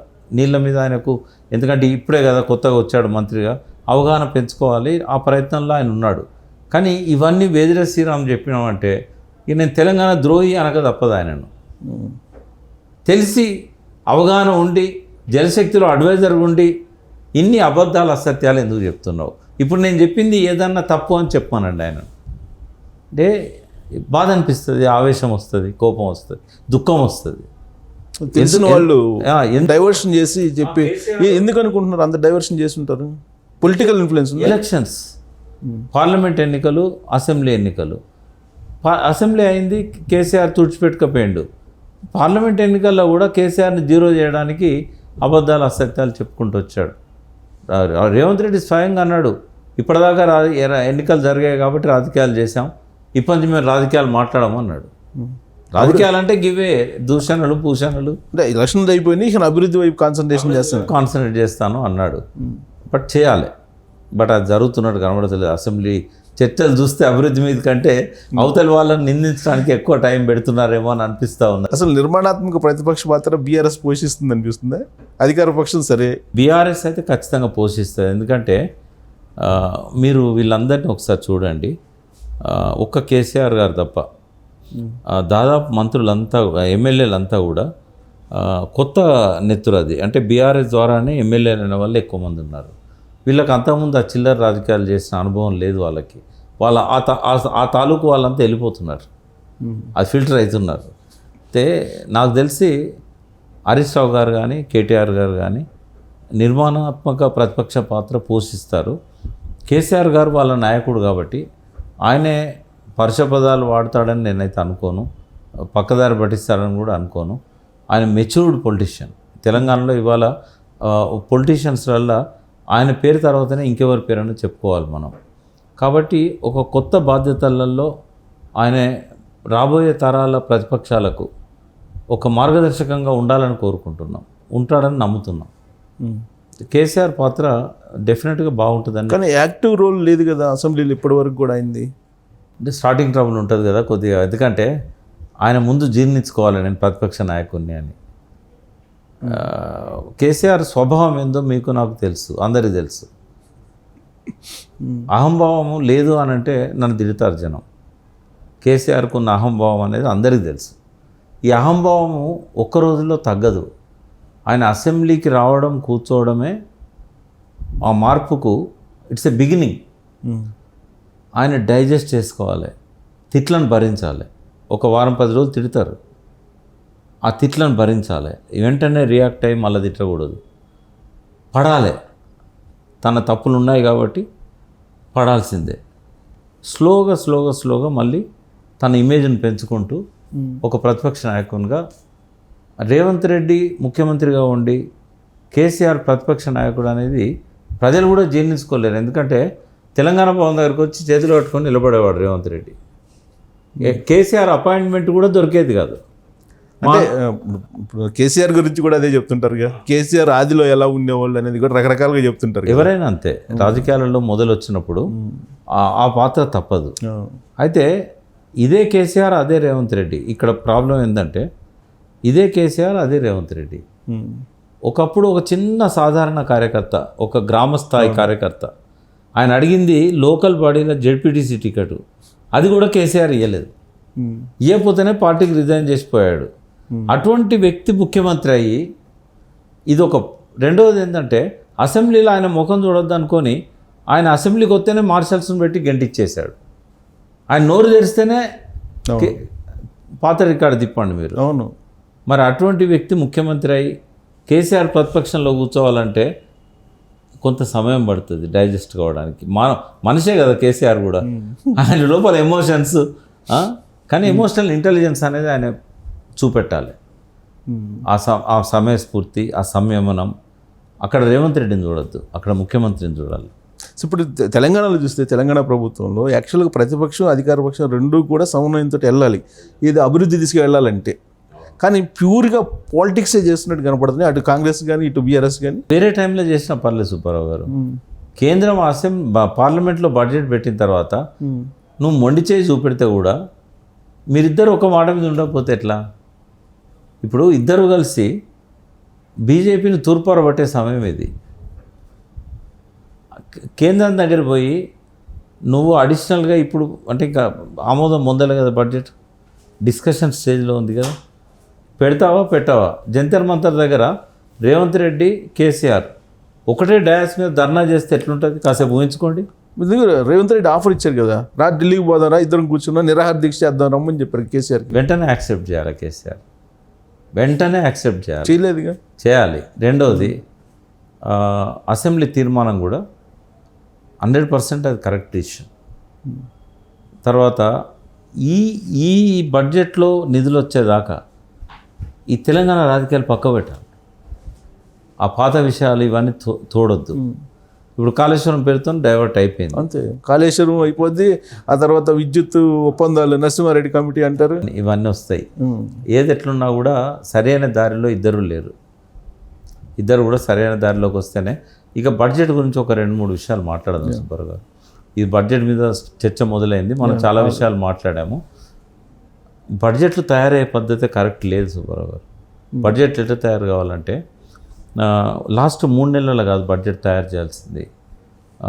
మార్చ్ 31 ఫిజికల్ ఇయర్ అయిపోగానే ఏప్రిల్ 1 నుంచి బడ్జెట్ తయారీకి రూపకల్పన జరగాలి. ఒక 3 నెలల సమయము జిల్లా కలెక్టర్లకు ఇవ్వాలి. నేరుగా కేంద్రం నుంచి, నేరుగా రాష్ట్రం నుంచి వాళ్ళకు ఇన్స్ట్రక్షన్స్ పోవాలి. ఏమనంటే ప్రతి ఊర్లో గ్రామ సభ జరగాలి. ఆ గ్రామ సభకు ఒక అధికారి పైనుంచి పోవాలి. ఆ గ్రామంలో ఎవరికి ఏం కావాలి, ఆడ నీటి పరిస్థితి ఎట్లుంది, ఆడ వ్యవసాయమే ప్రధాన వృత్తి, చెరువులు ఎట్లున్నాయి, ఇమ్మీడియట్ నీడ్ ఏముంది, నెక్స్ట్ ఇయర్ చేసుకోవాల్సిన నీడ్ ఏముంది, ఏ కుటుంబాలకి ఏం కావాలి, ఇట్లాంటి విషయాల మీద ఒక బడ్జెట్ రూపకల్పన గ్రామ సభలో జరగాలి. ఈ గ్రామ సభలలో జరిగినవన్నీ కూడా మండలాలకు రావాలి. మండలాలల్లో దానికి ఒక సంక్షిప్త రూపం ఇవ్వాలి. అన్ని గ్రామాలకు సంబంధించిన అగ్రికల్చర్ బడ్జెట్ ఎన్ని కోట్లు కావాలి ఆ మండలానికి, అక్కడ నుంచి జిల్లాకు రావాలి.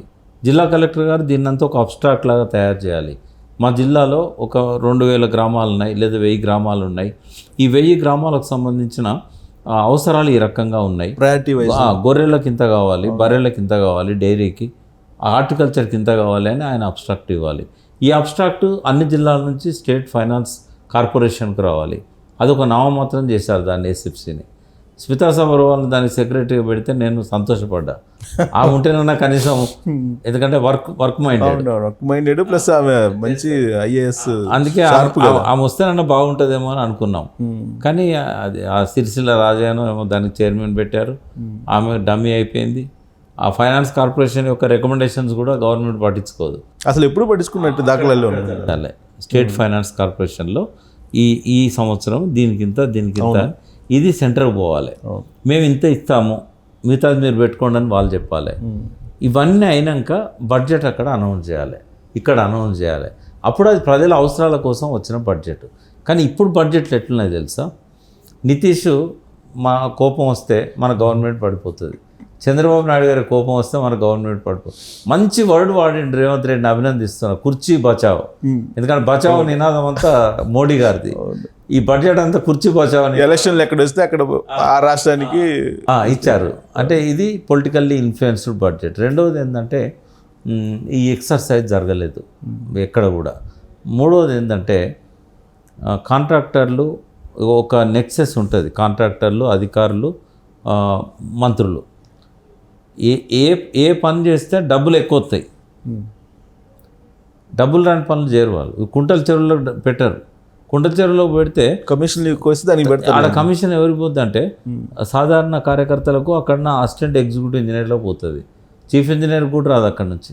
ఉండే బడ్జెటే 60 లక్షలు 50 లక్షలు, అలా పనులకే 40-50 లక్షలు పోతుంది. ఆ మిగిలిన 10 లక్షల ఇక్కడ దాకా రాదు కదా, పైదాకా.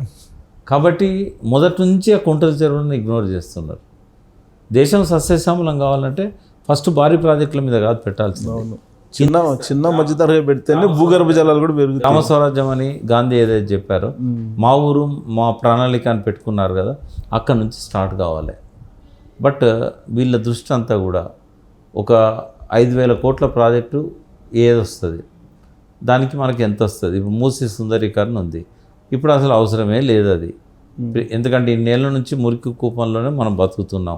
కనీసం కేటీఆర్ గారు ఉన్నప్పుడు ఎస్టీపీలు పెట్టించాడు, అవి ఫంక్షన్ చేస్తే చాలా ఆల్రెడీ డబ్బులు పోయినాయి, 3,600 కోట్లు పోయినాయి. మూసీలో కనీసం మురికి నీరు పారకుండా చేస్తే చాలు. సుందర ఉద్యానవనాలు, అందాలు ఇప్పుడు అవసరమా? ఆకలికి బాధపడుతున్నారు జనం, ఇల్లు లేవు. ఆ డబ్బులేవో ఈ స్లమ్లన్నింటినీ కూడా మల్టీ స్టోర్డ్ అపార్ట్మెంట్స్ కట్టవచ్చు కదా, ఓల్డ్ సిటీని అంతా రివైవ్ చేయొచ్చు కదా. అంటే ఈయన లేదంటే డబ్బు బాగా వస్తుంది. ఒకటేమో రెగ్యులర్గా వచ్చే డబ్బు ఉంటుంది.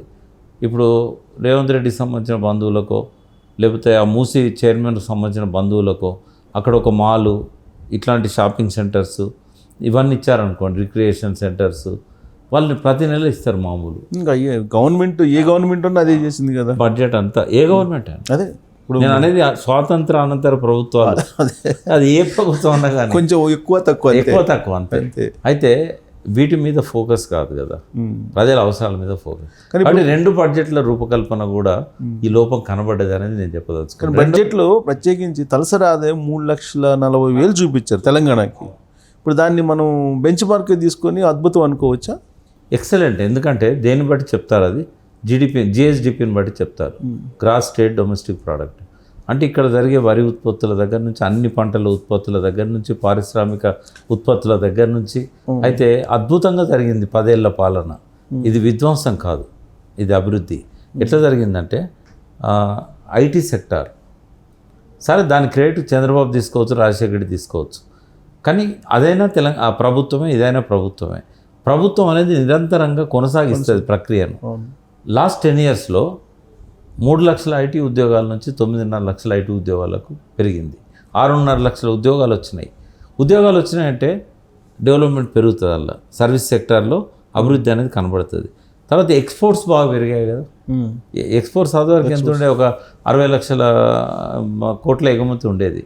అది ఎవ్రీ ఇయర్ పెరుగుతూనే ఉందండి ఐటీ సెక్టార్లో ఎవ్రీ ఇయర్ పెరుగుతూనే ఉంది. దానికి అనేక కారణాలు ఉంటాయి. బట్ క్రెడిట్ తీసుకున్నా పర్వాలేదు, బట్ అభివృద్ధి జరిగిందా జరగలేదా, దానివల్ల మన స్టేట్ డొమెస్టిక్ ప్రోడక్ట్ పెరిగిందా లేదా, రెండవది మూడే సెక్టార్లు. మేజర్గా వచ్చేది సర్వీస్ సెక్టర్, సెకండ్ వచ్చేది ఇండస్ట్రియల్, థర్డ్ వచ్చేది అగ్రికల్చర్.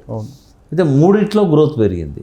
ఇండస్ట్రీస్ కూడా ఎంఎస్ఎంఈలో మీడియం కానీ, స్మాల్ కానీ, మైక్రో కానీ, ఎంఎస్ఎంఈ ఇవి కాకుండా మీడియం పెద్ద ఇండస్ట్రీస్, భారీ ఇండస్ట్రీస్ మొత్తం కలిపి 25,000 ఇండస్ట్రీస్ వచ్చాయి. అలా మేజర్ ఇండస్ట్రీస్, మీడియం ఇండస్ట్రీస్ ఒక 3-4 వేలు ఉంటాయి. 22,000 micro, medium and small, micro and small away 25,000. Micro అంటే ఒక వ్యక్తి ఒక 4-5 పెట్టుకొని పనిచేసేటి, లేదా 2 వ్యక్తులు కలిసి పనిచేసేటి, అలా 10 మంది కూడా ఉండొచ్చు. వీటి నుంచి వచ్చే గ్రోత్ కూడా మనం గుర్తించేంత ఎక్కువగా ఉంది కాబట్టి జిఎస్డిపి 59,000 కోట్ల నుంచి దాదాపుగా, అంటే రెవెన్యూస్ నేను చెప్పేది, జిఎస్డిపి చాలా పెరిగింది, 13 లక్షల కోట్లకు పోయింది 5 లక్షల కోట్ల నుంచి. కాబట్టి ఇవన్నీ కూడా పరిగణలోకి తీసుకున్నప్పుడు ఆర్థిక విధ్వంసం అనేది కేసీఆర్ పాలనలో జరగలేదు. కానీ జరిగింది 7 లక్షల కోట్ల అప్పు అని చెబుతున్నారు కదా. ఇప్పుడు ఈ అప్పుని ఎలా తీర్చాలి అని వడ్డీలే కట్టాల్సి వస్తుంది నేను అంటున్నాడు కదా ఆయన. అంటే నేను వాళ్ళని తప్పు పట్టే, ఎందుకంటే ఎకనామిక్స్ ఎవరు చదవలేదు.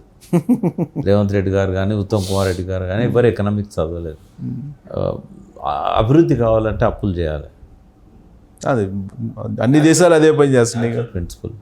అయితే నువ్వు చేసిన అభివృద్ధి, నువ్వు చేసిన అప్పు ఎక్కడ ఖర్చు పెడుతున్నావు అనేది ఇంపార్టెంట్. ఇన్వెస్ట్మెంట్ ఎక్కడ పెడుతున్నావు అనేది ఇంపార్టెంట్. ఇన్ఫ్రాస్ట్రక్చర్, ప్రొడక్టివ్ సెక్టరా, అన్ప్రొడక్టివ్ సెక్టరా? ప్రొడక్టివ్ సెక్టర్ మీద పెట్టిండు కాబట్టే కదా ఇంత ఆదాయం వచ్చింది. 59,000 కోట్ల రెవెన్యూ రాబడులను 2 లక్షల కోట్లకు తీసుకుపోగలిగాడు కేసీఆర్. అంటే ఆల్మోస్ట్ 3 లక్షల కోట్లు బడ్జెట్ 2,75,000 కోట్లు ఆల్మోస్ట్ అనుకోండి. 3 లక్షలు. అయితే ఇందులో నికరంగా రెవెన్యూ సేవ అని చూడాలి మనం. అవి 2 లక్షల కోట్ల దాకా ఉన్నాయి. మిగతా ఏంటంటే ఫిజికల్ డెఫిసిట్ ఉంటుంది, ఎక్స్పెక్టేషన్స్ ఉంటాయి, అంచనాలు ఉంటాయి, ఇంత వస్తుంది అంత వస్తుంది అని, కేంద్రం నుంచి ఇంత గ్రాంట్ వస్తుంది అని అనుకుంటారు, తర్వాత ఇన్ని భూములు అమ్మొచ్చు అని అనుకుంటారు. ఇవన్నీ పక్కకు పెడితే 2 లక్షల కోట్లు అయితే వస్తున్నాయి కదా. మరి అది కేసీఆర్ విధ్వంసం చేస్తే ఇంకో 140,000 కోట్ల ఆదాయం ఎట్లా పెరుగుతుంది? తలసరి ఆదాయం ఎట్లా పెరిగింది? జీడిపి ఎట్లా 4 లక్షల కోట్ల నుంచి 13 లక్షల కోట్లకి ఎట్లా పోయింది? ఈ తలసరి ఆదాయంలో కూడా సైంటిఫిక్గా ఉండదండి. ఇప్పుడు 3,40,000 అని చెప్తున్నారు తలసరి ఆదాయం. ఈ 3,40,000 అంటే అంబానీ ఇది కూడా మనకే వేసి ఎట్లా డివైడ్ చేస్తారంటే టోటల్ ప్రొడక్షన్స్ ఎంత అంటే సెక్టార్స్ వైజ్ చూస్తారు. సర్వీస్ సెక్టార్లో ప్రొడక్షన్ ఎంత జరిగింది, ఎక్స్పోర్ట్స్ ఎంత అయినాయి, అట్లాగే ఇండస్ట్రియల్ ఎంత అయినాయి, అగ్రికల్చర్లు ఎంత అయినాయి, ఈ మొత్తం కలిపి డివైడెడ్ బై మన జనసంఖ్య. అలా అందరిది ఉంటుంది. ఇప్పుడు తలసరి ఆదాయంలో రామోజీరావుది ఉంటుంది, రామేశ్వరరావు గారిది ఉంటుంది, మనది ఉంటుంది. అన్సైంటిఫిక్ కదా. అన్సైంటిఫిక్ అంటే అందరిది ఇన్కమ్ అంత ఉంటుంది అనుకుంటే అన్సైంటిఫిక్.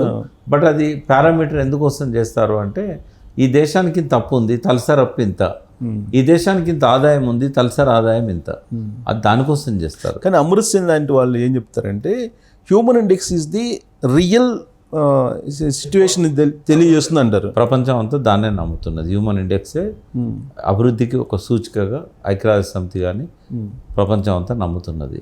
ఇదేంటంటే ఇది ఆర్థికంగా ఇంత జరిగిందని చెప్పడానికే తప్ప మానవ అభివృద్ధి సూచిక కాదు అది. ఇది రియల్ డెవలప్మెంట్ కాదు అని అంటారు. మరి రియల్ డెవలప్మెంట్ కాదు అది. డెవలప్మెంట్ అంటే రోడ్లు, బంగ్లాలు, ఆదాయాలు కాదు. డెవలప్మెంట్ అంటే ప్రజల కొనుగోలు శక్తి ఎంత పెరిగింది, ప్రజల జీవన విధానంలో గత 5 సంవత్సరాలకి ఇప్పటికి వచ్చిన మార్పు ఏంది, ఒక ప్రణాళిక నువ్వు 5 సంవత్సరాల కాలం తీసుకుంటున్నావు అంటే అంతకుముందు ఎట్లుండే, తర్వాత ఎట్లుంది, అందులో విద్య ఉంటుంది, వైద్యం ఉంటుంది, ఎక్స్పెక్టేషన్ ఆఫ్ లైఫ్ ఉంటుంది, తర్వాత వాళ్ళ చైతన్య స్థాయి ఉంటుంది, ఇవన్నీ కూడా ఉంటాయి. బిహేవియరల్ ఇండెక్స్, ఇప్పుడు హ్యాపీ ఇండెక్స్లో కానీ తర్వాత హ్యూమన్ ఇండెక్స్లో కానీ తెలుగు రాష్ట్రాలు దాదాపు చాలా లాస్ట్ 27-26 లాస్ట్లో ఉన్నాయి. అంటే ఆ వైపుగా పాలకులు ఆలోచనలు లేవు కదా. ఇప్పుడు అట్లా ఆలోచించారు ఎవరైనా? అసలు వాళ్ళకి దాని మీద ఆలోచించే అవకాశం లేదు, అవసరం లేదు, అసలు ఆలోచన కూడా రాదు. అలా చెప్పేవాళ్ళు ఎవరు ఉండరు. నాకు ఆశ్చర్యం ఏంటంటే ప్రకాష్ గారు, మనం హ్యాపీ ఇండెక్స్ కానీ హ్యూమన్ ఇండెక్స్ కానీ చూస్తే ఇండియా కన్నా పాకిస్తాన్ మెరుగైన ర్యాంక్లో ఉంది. నాకు అసలు అది చూసిన తర్వాత నాకు ఆశ్చర్యం వేసింది. ఆర్థికంగా చూస్తేనో చాలా దిగజారు ఉంది. అంటే కరెక్ట్ ఇండెక్స్ అదే హ్యాపీ ఇండెక్స్ అనేది చాలా అల్టిమేట్ హ్యూమన్ లైఫ్కి ఏంది, అల్టిమేట్ లక్ష్యం ఏంది? హ్యాపీనెస్. అంతే, హ్యాపీగా ఉండాలి. హ్యాపీగా ఉండాలంటే లైఫ్ స్టైల్ అనేది హ్యాపీగా ఉండే విధంగా ఉండాలి. బట్ లైఫ్ స్టైల్ మీద అవగాహన ఎక్కడ ఉంచుకోరు ఎవరికి. ఇప్పుడు సాధారణ ప్రజలకు దాని గురించి ఏం పట్టదు. వాళ్ళు ఇప్పుడు power of sub conscious mind అని జోసెఫ్ మర్ఫీ రాశారు. ఆయన ఏం రాస్తారంటే, మీరు ఎప్పుడు అప్పుల గురించి ఆలోచిస్తే మీకు అప్పులే వస్తాయి, మీరు ఎప్పుడు సంపద గురించి ఆలోచిస్తే మీకు సంపదే వస్తుంది. మీరు ప్రాబ్లమ్స్ను ఛాలెంజెస్ గురించి ఆలోచిస్తే మీ ఛాలెంజెస్ పెరుగుతూ ఉంటాయి. మీరు సొల్యూషన్స్ గురించి ఆలోచిస్తే ఛాలెంజెస్ తగ్గుతూ ఉంటాయి. ఇది జీవన విధానంలో మీరు పెట్టుకోండి అని చెప్పాడు ఆయన. మన భగవద్గీత అదే చెప్తుంది, ఖురాన్ అదే చెప్తుంది, బైబిల్ అదే చెప్తుంది. ఇప్పుడు ఏమైందంటే సెల్ఫీల కోసం గుళ్ళకు పోతున్నారు, మొక్కుతున్నారు తప్ప నిజంగా భక్తి లేదు. ఆ భక్తి వల్ల ఏమొస్తుందో తెలియదు. మన ఆలోచన విధానం ఎట్లుండాలనో అంతకంటే తెలియదు. కష్టాలు ఉన్నవాడు ఊరికే కష్టాల గురించే చెప్పుకుంటూ తిరుగుతూ ఉంటాడు. మన కష్టాలు ఎన్నటికి తీరవు. ఇది స్పిరిచువల్ సైన్స్. మనం ఏంటంటే మైండ్ వైబ్రేషన్స్ని స్ప్రెడ్ చేస్తుంది. నువ్వు ఎప్పుడు చావు గురించి ఆలోచిస్తే 1 year కంటే ఎక్కువ బతకవు. నేను 100 ఏళ్ళు బతకాలి అనుకుంటే క్యాన్సర్ పేషెంట్ కూడా 100 ఏళ్ళు బతుకుతాడు. అంటే ఈ సైన్స్ ఒప్పుకున్నది. సబ్ కాన్షియస్ మైండ్ అనేది ఒకటి ఉంది. అది డయాగ్నోస్టిక్ సెంటర్లో దొరకదు, డాక్టర్ల స్టెత్కి అందదు, బట్ అది వైబ్రేషన్స్ పంపిస్తుంది. మెడిటేషన్ అనేది నువ్వు చేసుకున్నట్టయితే కొంత నువ్వు దాన్ని గ్రాస్ప్ చేయగలుగుతావు, గ్రహించగలుగుతావు. నీ బ్రెయిన్ మీద దాని ఎఫెక్ట్ ఉంటుంది కాబట్టి నీ బ్రెయిన్ను దాని కంట్రోల్లోకి పోనిచ్చినట్టయితే అది నీ కంట్రోల్లో ఉండాలి. మనం బ్రెయిన్కు బానిస కాకూడదు, బ్రెయిన్ మనకు బానిస కావాలి. ఇది ఎవరన్నా ఆలోచిస్తారా? భగవద్గీతను గొంతెత్తి మైకు పెట్టి చదువుతారు కానీ భగవద్గీతలో ఏముంది ఎవరికి తెలుసు? ఇప్పుడు ఇవన్నీ ఖర్చుతో కూడుకున్న అంశాలు కాదుగా మీరు చెప్పినాయి. ఏముండయి, జీవన విధానం తెలియాలి కదా. అదే తెలియాలి. మీకు ఇంకా కొంచెం ఎక్స్టెండ్ చేస్తాను నేను. ఎవరు ఏమనుకున్న ఐ డోంట్ కేర్. 90% పీపుల్కి పనులు తోమడం తెలియదు. ఇట్లా తోముతారు. మీరు అడగండి, మీరు పనులు ఎట్లా తోముతారంటే ఇట్లా తోముతామని చెప్తారు. ఎవడు నేర్పించాడు? మంచినీళ్ళు తాగడం తెలియదు, పైకెళ్ళి తాగాలే ఎంగిలి అవుతుందని చెప్తారు. నీళ్ళు తాగే పద్ధతి పైకెళ్ళి తాగడం కాదు, ఒక్కొక్క ఇట్లా ఛాయ్ తాగినట్టు తాగాలి. ఎందుకంటే లాలాజలంలో మన డైజెషన్ పవర్ పెంచేది ఉంటుంది. ఈ మంచినీళ్ళు ఇట్లా ఇట్లా బట్టి మింగాలి. టీ తాగినట్టు తాగాలి. ఎవరు చెప్తారు? ఏ తల్లి చెప్తుంది, ఏ తండ్రి చెప్తాడు? వాళ్ళకి తెలుసా? తర్వాత అన్నం తినడానికంటే గంట ముందు నీళ్లు తాగడం ఆపాలి, గంట తర్వాత నీళ్లు తాగాలి. అట్లయితేనే ఏంటంటే జఠరాగ్ని ఏదైతే మన కడుపులో ఆ జీర్ణరసాలు తయారు కావడానికి, జీర్ణం చేయించడానికి అది అవసరం. అయిన దానికి కాని దానికి అలోపతి డ్రగ్స్ వేసుకుంటారు, సింథటిక్ డ్రగ్స్. లివర్ దొబ్బుతున్నది అందరిది. First grade, second grade fatty liver, last liver cirrhosis. ఆ లివర్తోనే కదా అన్ని ఆర్గన్స్కు రక్తాన్ని శుద్ధి చేసేది అదే. నువ్వు తిన్న అడ్డమైన గడ్డిని జీర్ణం చేయించేది అదే. కిడ్నీల ద్వారా బయటికి పంపేది అదే. తినడం తెలియదు, ఏం తినాలో తెలియదు, ఎంత తినాలనో తెలియదు, ఎప్పుడు తినాలనో తెలియదు, ఎట్లా తినాలనో తెలియదు. బాదరగా బుక్క మీద బుక్క పెట్టేసి ఆ పేగులో పనులు ఉంటాయి, మాంసం ముక్కలు కూడా మింగుతూ ఉంటారు. బఫే ఉంటే వాళ్ళు అడ్డగోలుగా తింటారు పోయి. ఆఖరికి పడుకోవడం కూడా తెలియదు, ఎటు పడుకోవాలి, ఎట్లా పడుకోవాలి. హ్యాపీనెస్ ఎక్కడ వస్తుంది? ఎక్కడ వస్తుంది హ్యాపీనెస్? ఉండదంటారు. అయితే సిలబస్లో పెట్టాలి. అవును, పిల్లలకు దీని మీద సపరేట్ క్లాస్ ఉండాలి. అసలు పెట్టచ్చు కదా సార్. ఇప్పుడు మీరు చెప్పినవన్నీ కూడా ఫైనాన్షియల్గా పెద్ద బర్డన్ ఇష్యూస్ కాదుగా. గవర్నమెంట్ అనే చేయొచ్చు కదా అలాంటివి. ఇప్పుడు మనం ఫస్ట్ నుంచి స్వాతంత్రం వచ్చినప్పటి నుంచి ఏం చెప్తారు? ఆరోగ్యం మహాభాగ్యం, కండగలవాడే ఏదో ఉంటాయి కదా సూక్తులు. ఈవెన్ మానసిక వికాసం కోసం కూడా ఒక ప్రైవేట్ కాలేజీలన్నా అప్రో క్లాస్ ఇప్రో క్లాస్ పెట్టిస్తారు. వీరేంద్రనో లేకుంటే గంప నాగేశ్వరరావునో తీసుకుపోయి పెట్టిస్తుంటారు. ఇది సిలబస్లో భాగం కావాలి మానసిక వికాసం. అసలు భారతదేశంలో స్వాతంత్రం వచ్చిన తర్వాత, కనీసం తెలంగాణ వచ్చిన తర్వాత ఒక సాంస్కృతిక విప్లవం జరగాల్సి ఉండే. ప్రజల ఆలోచనలలో ఆ ఉద్యమ స్ఫూర్తి ఉంది కాబట్టి, ఉద్యమ స్ఫూర్తి పోకముందే ఆ ఆలోచనలను సరైన దారిలోకి తీసుకొచ్చి ప్రజలను భాగస్వామ్యం చేయాల్సింది అది సాంస్కృతిక విప్లవం రావాలి. అది జరగల. ఇంకోటి చెప్తున్నా, ప్రజల్లో చాలామందికి సహజ మరణం వస్తుంది. అసహజంగా చనిపోయేటోళ్ళు 2 కేటగిరీలు. ఒకటి పొలిటీషియన్స్, రెండవది డాక్టర్లు. లైఫ్ ఎక్స్పెక్టెన్సీ ఒక కామన్ మ్యాన్ది భారతదేశంలో 67 నుంచి 68 ఏళ్ళు ఉంది. కానీ భారతదేశంలో డాక్టర్ల యొక్క లైఫ్ ఎక్స్పెక్టెన్సీ 59 years. మీరు గూగుల్లో కొట్టండి. అంటే 10 మందిని ఆరోగ్యంగా ఉండాల్సిన డాక్టర్లే తొందరగా చనిపోతున్నారు. లైఫ్ స్పాన్ ఏళ్ళు తక్కువ, వాళ్ళదే తక్కువ ఉంది, 59 years. పొలిటికల్ వాళ్ళు కూడా తక్కువ. పొలిటికల్ వాళ్ళది అది ఆ సర్వే జరగలేదు. బట్ నేను చెప్పగలుగుతా, పొలిటికల్ వాళ్ళు ఎవరు కూడా సహజ మరణం చెందరు. ఆ రోజులు పోయినాయి. బావిలాల గోపాలకృష్ణ గారు ఉన్న జయప్రకాష్ నారాయణ గారు, పాత జయప్రకాష్ నారాయణ గారు, ఆ రోజులు పోయినాయి. కర్మ సిద్ధాంతం వెంటాడుతుంది అంటారా? అంటే ఏంటంటే సహజ మరణం రావాలన్నా, లైఫ్ ఇండెక్స్ బాగుండాలన్నా, హ్యాపీనెస్ రావాలన్నా ఒక 5 అంశాలలో బ్యాలెన్స్ చేసుకోవాలి. ఫస్ట్ ఏంటంటే ఫిజికల్ బ్యాలెన్స్. నువ్వు ఎప్పుడు ఆరోగ్యంగా ఉండాలంటే నువ్వు తినే తిండి కానీ, ఇప్పుడు ఒక్క ఎగ్జాంపుల్ చెప్తా. సాయంత్రము డిన్నర్లు అన్నీ 8 తర్వాతనే ఉంటాయి. రాత్రి 3 గంటల దాకా తాగుతారు, తింటారు. లివర్కి రెస్ట్ ఎప్పుడు ఇస్తారు? అన్నిటికంటే ముఖ్యమైన ఆర్గన్ లివర్. ఆ లివర్కి 6 అవర్స్ రెస్ట్ ఉండాలి. అంటే 6 గంటల లోపల కనుక మనము తిండి మానేసి, ఛాయలు తాగడం ఆపేసి, జ్యూస్లు ఆపేసి, ఎంటీ స్టమక్తో, అంటే ఆ తిన్నది అరిగేదాకా 12 అవుతుంది. అది అన్నం తింటే. నువ్వు ఏదైనా మిల్లెట్స్ తిన్నా, నాన్ వెజిటేరియన్ తిన్నా దాని కాలము 12 ఎక్కువ ఉంటుంది. 12 గంటల నుంచి ఇంకా పెరుగుతుంది. అంటే మళ్ళీ మార్నింగ్ అది అరగక ముందే నువ్వు పొద్దున బ్రేక్ఫాస్ట్ చేస్తావు, రెడీ. కాబట్టి 5 o'clock 6 o'clock ఎందుకు దీపం పెట్టినాక తినొద్దు అంటారంటే లివర్కి రెస్ట్ ఇవ్వడానికి. సాయంత్రం పూట తక్కువ తినాలంటారు, పొద్దున మాత్రం నువ్వు ఎంత అన్న తినమని చెప్తారు. మన హార్మోన్స్ కూడా దాని తగ్గట్టే స్పందిస్తాయి. మార్నింగ్ నీకు ఇష్టం ఉన్నా లేకున్నా కొన్ని రకాల హార్మోన్స్ రిలీజ్ అయ్యి శక్తినిస్తాయి మనకు. 12 గంటలకు మీకు ఆకలి అవుతుంది, కానీ 6 గంటలకు ఆకలి కాదు, ఎనర్జీ వస్తుంది. ఎందుకంటే పూర్వకాలంలో మన జీన్స్ ఎట్లా ఉండేదో, పొద్దున్న లేవగానే వేటకు బయలుదేరేటోళ్ళు. వేటకు బయలుదేరాలంటే మనకి ఎనర్జీ కావాలి. ఓ జంతువుతో పోరాడాలంటే మనకి ఎనర్జీ కావాలి.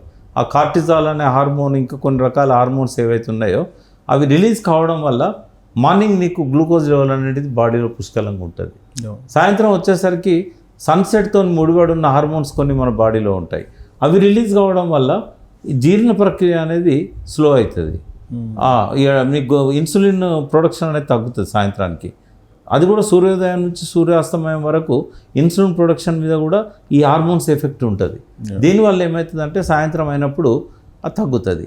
అంటే లైఫ్ ఇండెక్స్లో హ్యాపీనెస్ ఉండాలంటే 5 బ్యాలెన్స్లలో ఫిజికల్ బ్యాలెన్స్ అనేది చాలా అవసరం. బతకాలంటే ఆరోగ్యంగా ఉండాలి. తర్వాత ఫ్యామిలీ బ్యాలెన్స్. ఈ ఫ్యామిలీ బ్యాలెన్స్ ఏంటంటే నువ్వు ఏ రోజు ఎక్కడైనా తిరుగు, వారంలో ఒక్క పూట కుటుంబ సభ్యులు అందరితో కలిసి భోజనం చేసి సినిమాకో లేకుంటే షికారుకో గుడికో పోవచ్చు కదా. ఆ ఓపిక ఉండదు ఎవరికి. దాంతో ఇంట్లో ఇరిటేషన్ స్టార్ట్ అయితే ఒకరి మీద ఒకరికి, రోజు పొద్దున్నే గొడవ, రోజు సాయంత్రం గొడవ, ఫ్యామిలీ బ్యాలెన్స్ దెబ్బతింటుంది. తర్వాత ఫైనాన్షియల్ బ్యాలెన్స్. ఎట్లా ఆలోచిస్తారంటే నాకు వచ్చే నెలలో ఒక 4 లక్షలు వస్తున్నాయని ఇప్పుడే అడ్వాన్స్ ఇస్తారు. నువ్వు ఎంత ఉన్నదో అంత ఖర్చు పెట్టుకో, ఎక్కువ డబ్బు వచ్చినప్పుడు చేయి. డబ్బు రాకముందే ఎందుకు అప్పులు చేస్తావు, ఎందుకు ప్రణాళికలు వేస్తావు? ఎమోషనల్ ఇంటెలిజెన్స్, ఎమోషనల్ బ్యాలెన్స్ అంటాం. ఓ బట్టల దుకాణంలో పోగానే శారీ బాగా కనపడంగానే కొనేస్తారు. వాళ్ళు కూడా వీళ్ళ వీక్నెసెస్ చూసి సూపర్ మార్కెట్లకు ఇదివరకు మనం షాపు పోయి ఏది అడిగితే అది ఇచ్చేవాడు. ఇప్పుడు అట్లా కాదు, బాక్స్ ఉంటుంది, అది పట్టుకొని పోతాం మన ట్రాలీ. ఆ ట్రాలీ పట్టుకుపోయినాక ఫస్ట్ చిన్నపిల్లల్ని అట్రాక్ట్ చేసేటి, లేడీస్ని అట్రాక్ట్ చేసేటి అన్నీ చేసుకుంటారు. ఒకటి కొనడానికి పోయి అన్ని వేసుకొని వస్తావు. దీన్ని ఎమోషన్స్ తప్పుతున్నాయి. స్పిరిచువల్ బ్యాలెన్స్ అయితే అసలే పట్టించుకోవట్లేదు. స్పిరిచువల్ అంటే ఏమనుకుంటానంటే దేవుని మొక్కాలి, గుళ్ళల్లో పోవాలి, పెద్ద మైకులు పెట్టి అరవాలి. అది కాదు స్పిరిచువల్ అంటే. మెడిటేషన్. దానివల్ల ఏంటంటే నిన్ను నువ్వు తెలుసుకోగలుగుతావు. భవిష్యత్తు ఏందో నీ కంటికి కనబడుతుంది. జరిగిన దానిలో తప్పులేందో నువ్వు రియలైజ్ కావడానికి అవకాశం ఉంటుంది. ఈ 5 రకాల balances, physical balance, family balance, financial balance, emotional balance and spiritual balance. ఇది నేను ఎక్కడి నుంచో తీయలే, భగవద్గీతలో తీసా. మరి భగవద్గీతలో ఇవి ఎవరు అర్థం చేసుకుంటారు? అంటే ఆడంబరాలు ఎక్కువైపోయినాయి, అసలు రావట్లేదు. మరి లైఫ్ ఇండెక్స్ ఎట్లా పెరుగుతుంది, హ్యాపీనెస్ ఎట్లుంటుంది? ఇవి ఏ ప్రభుత్వాలు చెప్పవు. పండితులంతా కూడా మంత్రాలు చదవడానికి చూపిన శ్రద్ధ ఈ విషయాలను అర్థం చేయించడానికి చూపరు. పెళ్లి చేసినప్పుడు పెళ్లి మంత్రాలు చదువుతారు, దాని తాత్పర్యం చెప్పరు, ఎవరో ఒక్కరు చెప్తారు 100 మందిలో. మరి ఎట్లా నువ్వు 7 అడుగులు నడిచి 7 జన్మల బంధం ఎట్లయితుంది ఇది? సో ఇవన్నీ మార్పు రావాలి సమాజంలో. దీనికి డబ్బుతో సంబంధం ఉందా? లేదు. ఇదంతా శిక్షణ ఇవ్వాలి. అవును, శిక్షణ ఇవ్వడానికి స్కిల్ డెవలప్మెంట్ సెంటర్స్ ఎట్లా పెడుతున్నారో, మానసిక వికాస కేంద్రాలు, ఆరోగ్య కేంద్రాలు, ప్రాథమిక ఆరోగ్య కేంద్రాలు అంటే డాక్టర్లను పెట్టి మందులు ఇచ్చడం ఒకటే కాదు. నువ్వు రోగం వచ్చినాక మందులు, రోగం రాకుండా ఎందుకు ఆపవు? నువ్వు అసలు చేయాల్సింది అదే. Prevention is better than cure కదా. అంటే నేను కేసీఆర్ గారితో కూడా ఒకసారి డిస్కషన్ అయింది. నువ్వు ఎందుకు తీసుకో పదవులు, నువ్వు ఎమ్మెల్సీ ఎందుకు తీసుకుంటలేవు అంటే, నేను చేయాల్సిన చాలా ఉన్నాయి సార్ ఇటువంటి అని చెప్పాను నేను. ఇవి ఎవరు చేస్తలేరు కదా, మీరు కూడా చేయలేరు కదా. న్యూట్రిషన్ మీద అవగాహన ఇస్తున్నారా? ఏం తినాలో తెలుసు. జంక్ ఫుడ్ తిని చిన్న పిల్లలు పేగులన్నీ పాడు చేసుకుంటున్నారు. మైదా అనేది నిషేధించాలి. అవును, అవసరం మైదా. కానీ మైదాతోటి ఇప్పుడు అన్నీ చేస్తున్నారు. బయటికి వెళ్తే మైదా లేకుండా మనకేం ఫుడ్. నాలుకకు బానిసం అవుతున్నాం. శుభలగ్నం సినిమాలో ఎస్వి కృష్ణారెడ్డి గారు ఒక మంచి డైలాగ్ చెప్పారు. కళ్ళు పోయినంత దూరం మనసు పోకూడదు, మనసు పోయినంత దూరం మనిషి పోకూడదు. కానీ ఇప్పుడు ఏది అట్రాక్టివ్ ఉంటే వెళ్ళిపోతున్నారు. కళ్ళకు మంచిగా కనబడేది, నోటికి రుచి అనిపించేది, ఏది తినకూడదు అది తింటున్నాం, ఏది తినాలనో అది తినట్లేదు, ఏ చూడాలనో అది చూడట్లేదు, ఏ చూడకూడదో అది చూస్తున్నాం. గాంధీ చెప్పిన ఆ 3 కోతుల సిద్ధాంతం పక్కకు పెట్టేశాం. చెడు వినకూడదు, చెడు చూడకూడదు, చెడు మాట్లాడకూడదు. ఇంకా లైఫ్ ఇండెక్స్ ఎట్లుంటుంది? కానీ ఇప్పుడు మీరు చెప్పినవన్నీ కనుక ఇంప్లిమెంట్ అయితే ఓటేసేటప్పుడు కూడా జనాలు డబ్బులకో లేకపోతే మధ్యాహ్నం బానిసై ఓటేయరు. కానీ ప్రభుత్వాలకు ఎవరు మంత్రులున్నా, ఎవరు ముఖ్యమంత్రులున్నా ప్రజలను ఎడ్యుకేట్ చేయడం అనేది ఇష్టం ఉండదు. అవును, ఎందుకంటే ప్రజలను ఎడ్యుకేట్ చేస్తే వీళ్ళ కంట్రోల్ ఉండరు. వాళ్ళని ఎప్పుడు బానిసలుగానే ఉంచాలి, వాళ్ళని ఎప్పుడు అవసరాలు తీరకుండానే ఉంచాలి, ఎప్పుడు వాళ్ళకి డిమాండ్స్ ఉంటూనే ఉండాలి, ఎప్పుడు వాళ్ళు అడిగే వాళ్ళలాగానే ఉండాలి, ఎప్పుడు వాళ్ళకి సంతృప్తి ఉండకూడదు. అట్లయితేనే వీళ్ళ మాట వింటారు, వీళ్ళ డబ్బులు తీసుకుంటారు. వాళ్ళకి ఎప్పుడు అప్పులు ఉంటూనే ఉండాలి. అప్పులు తీరితే అవును. ఇప్పుడు 10 ఏళ్ళు రైతు బంధు ఇచ్చాక అప్పులు ఎందుకు ఉండాలి రైతుకు? నువ్వు పెట్టుబడి సాయం చేసింది మళ్ళీ రుణమాఫీ ఎక్కడి నుంచి వస్తుంది? ఇవన్నీ ఐవాష్. రుణమాఫీ కూడా ఇప్పుడు ఇష్యూ అవుతుందిగా. మరి ఆయన చెప్పింది చేయట్లేదని వీళ్ళు అంటారు, వాళ్ళేమో మేము చేస్తున్నాం అంటున్నారు. రెడ్డికి అర్థమైంది ఏంటంటే ఈ హామీలన్నీ నెరవేర్చడం నా వల్ల కాదు, కాబట్టి ఇచ్చినట్టు ఉండాలి, అలా కోత పెట్టాలి. కాబట్టి 7 నెలల రీసెర్చ్ చేశాడు ఆయన అధికారులతోని. అందరికీ ఇవ్వాలంటే 41,000 కోట్లు అవుతాయి. దీన్ని 21,000 కోట్లకి ఎట్లా తగ్గేయాలి? అన్ని ముడిపెట్టాడు దానికి. రేషన్ కార్డును ముడిపెట్టాడు. ఇప్పుడు తెలంగాణ ప్రభుత్వంలో అవసరం లేదని చెప్తున్నారు. రేషన్ కార్డు అవసరం లేదు, మీకు ఓన్లీ పాస్ పుస్తకం ఉంటే చాలని చెప్తున్నారు అంటున్నారు. కానీ అక్కడ కింద గ్రౌండ్లో ఏంటంటే వైట్ రేషన్ కార్డు కంపల్సరీ పెట్టారు. అది రెండోది ఏంటంటే ఈ గోల్డ్ లోన్ తీసుకున్న వాళ్ళకు ఉండదని చెప్తున్నారు. ఇట్లా అన్ని ఆంక్షలు పెట్టారు. హౌస్ ఒక యూనిట్, తర్వాత హౌస్ను ఒక యూనిట్ పెట్టారు. అది వరకు కూడా భార్యాభర్తలలో ఒకరికే ఇచ్చేవాడు కేసీఆర్ కూడా. అది రైతు అంటే ఏది ఉన్నా కూడా స్కీమ్స్ కూడా ఆపేశాడు కదా. అదివరకు రాజశేఖర రెడ్డి గారు భార్యాభర్తలు ఇద్దరికి స్కీమ్లో భాగం చేశాడు. కేసీఆర్ వచ్చినాక కుటుంబానికి ఒకటే స్కీమ్ అని పెట్టాడు. అంటే బడ్జెట్లో వీళ్ళు ఇచ్చిన హామీలు నెరవేర్చినట్టు ఉండాలి, బడ్జెట్ మీద భారం పడకూడదు. కాబట్టి ఆయన కొన్ని చేశాడు, ఈయన అంతకంటే ఎక్కువ చేస్తున్నాడు. కాదు, ఇప్పుడు తలసరి ఆదాయం ఏమో 3,40,000 చూపిస్తున్నారు, రేషన్ కార్డుల సంఖ్య ఏమో పెరుగుతూ ఉంది మరి ప్రతి సంవత్సరానికి. అది ఫిల్టర్ చేయాలంటే ధైర్యం లేదు, దమ్ము లేదు ఈ ప్రభుత్వాలకు. ఫిల్టర్ చేయాలి. ఇప్పుడు నీకు 1,10,00,000 కుటుంబాలు ఉన్నాయనేది సర్వేలో తేలింది. సమగ్ర సర్వే చేయించారు కదా కేసీఆర్ సీఎం అయిన తొలి రోజుల్లో. చేయించిండు కానీ ఉపయోగించుకోలేదు దాన్ని. ఇంకోటి మాలాంటి వాళ్ళకు కూడా అది అందుబాటులోకి తీసుకురాలేదు. అసలు దాని మీద విశ్లేషణ లేదు. ఓపెన్ డాక్యుమెంట్ ఇవ్వలేదు అసలు, అది రహస్యంగా పెట్టారు. మరి ఎందుకు పెట్టారు? రహస్యంగా పెట్టారు. దానివల్ల ఆయన ప్రణాళిక సంఘం ఏదైతే ఉందో దానికి ఏమైనా ఉపయోగపడదేమో కానీ పెద్దగా తెలుసుకునే అవకాశం మనకు దొరకలే. మరి 1,10,00,000 కుటుంబాలల్లో నీకు వైట్ రేషన్ కార్డులే 1,00,00,000 ఎట్లుంటాయి? మరి డెవలప్మెంట్ ఏది స్వాతంత్రం వచ్చినాక? పెరిగిందని చెప్తున్నారు. మళ్ళీ బడ్జెట్లోనేమో అద్భుతంగా ఉంది, పెరిగిందని చెప్పి. అంటే దాని అర్థం ఏంటంటే ఒక 10%, ఇదివరకు 20% మంది చేతుల్లో 80% ఆస్తులు ఉండేది. ఇప్పుడు 10% మంది చేతుల్లో 80% ఆస్తులు ఉన్నాయి. ధనికులు ఇంకా ధనికులు అవుతున్నారు, పేదవాళ్ళు ఇంకా పేదవాళ్ళు అవుతున్నారు, మధ్యతరగతి వాళ్ళు పేదరికం వైపు నెట్టబడుతున్నారు.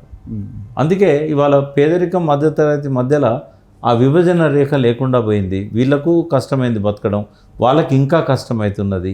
అందుకే 1,00,00,000 రేషన్ కార్డులు ఇవాళ మనకు కనబడుతూ ఉన్నాయి. ఇవన్నీ ఈ ఓట్లు ఇప్పుడు ఎలక్షన్లో అధికారంలోకి వచ్చినాక ఒక 2-3 ఏళ్ళన్నా సరిగ్గా పరిపాలన చేయొచ్చు కదా.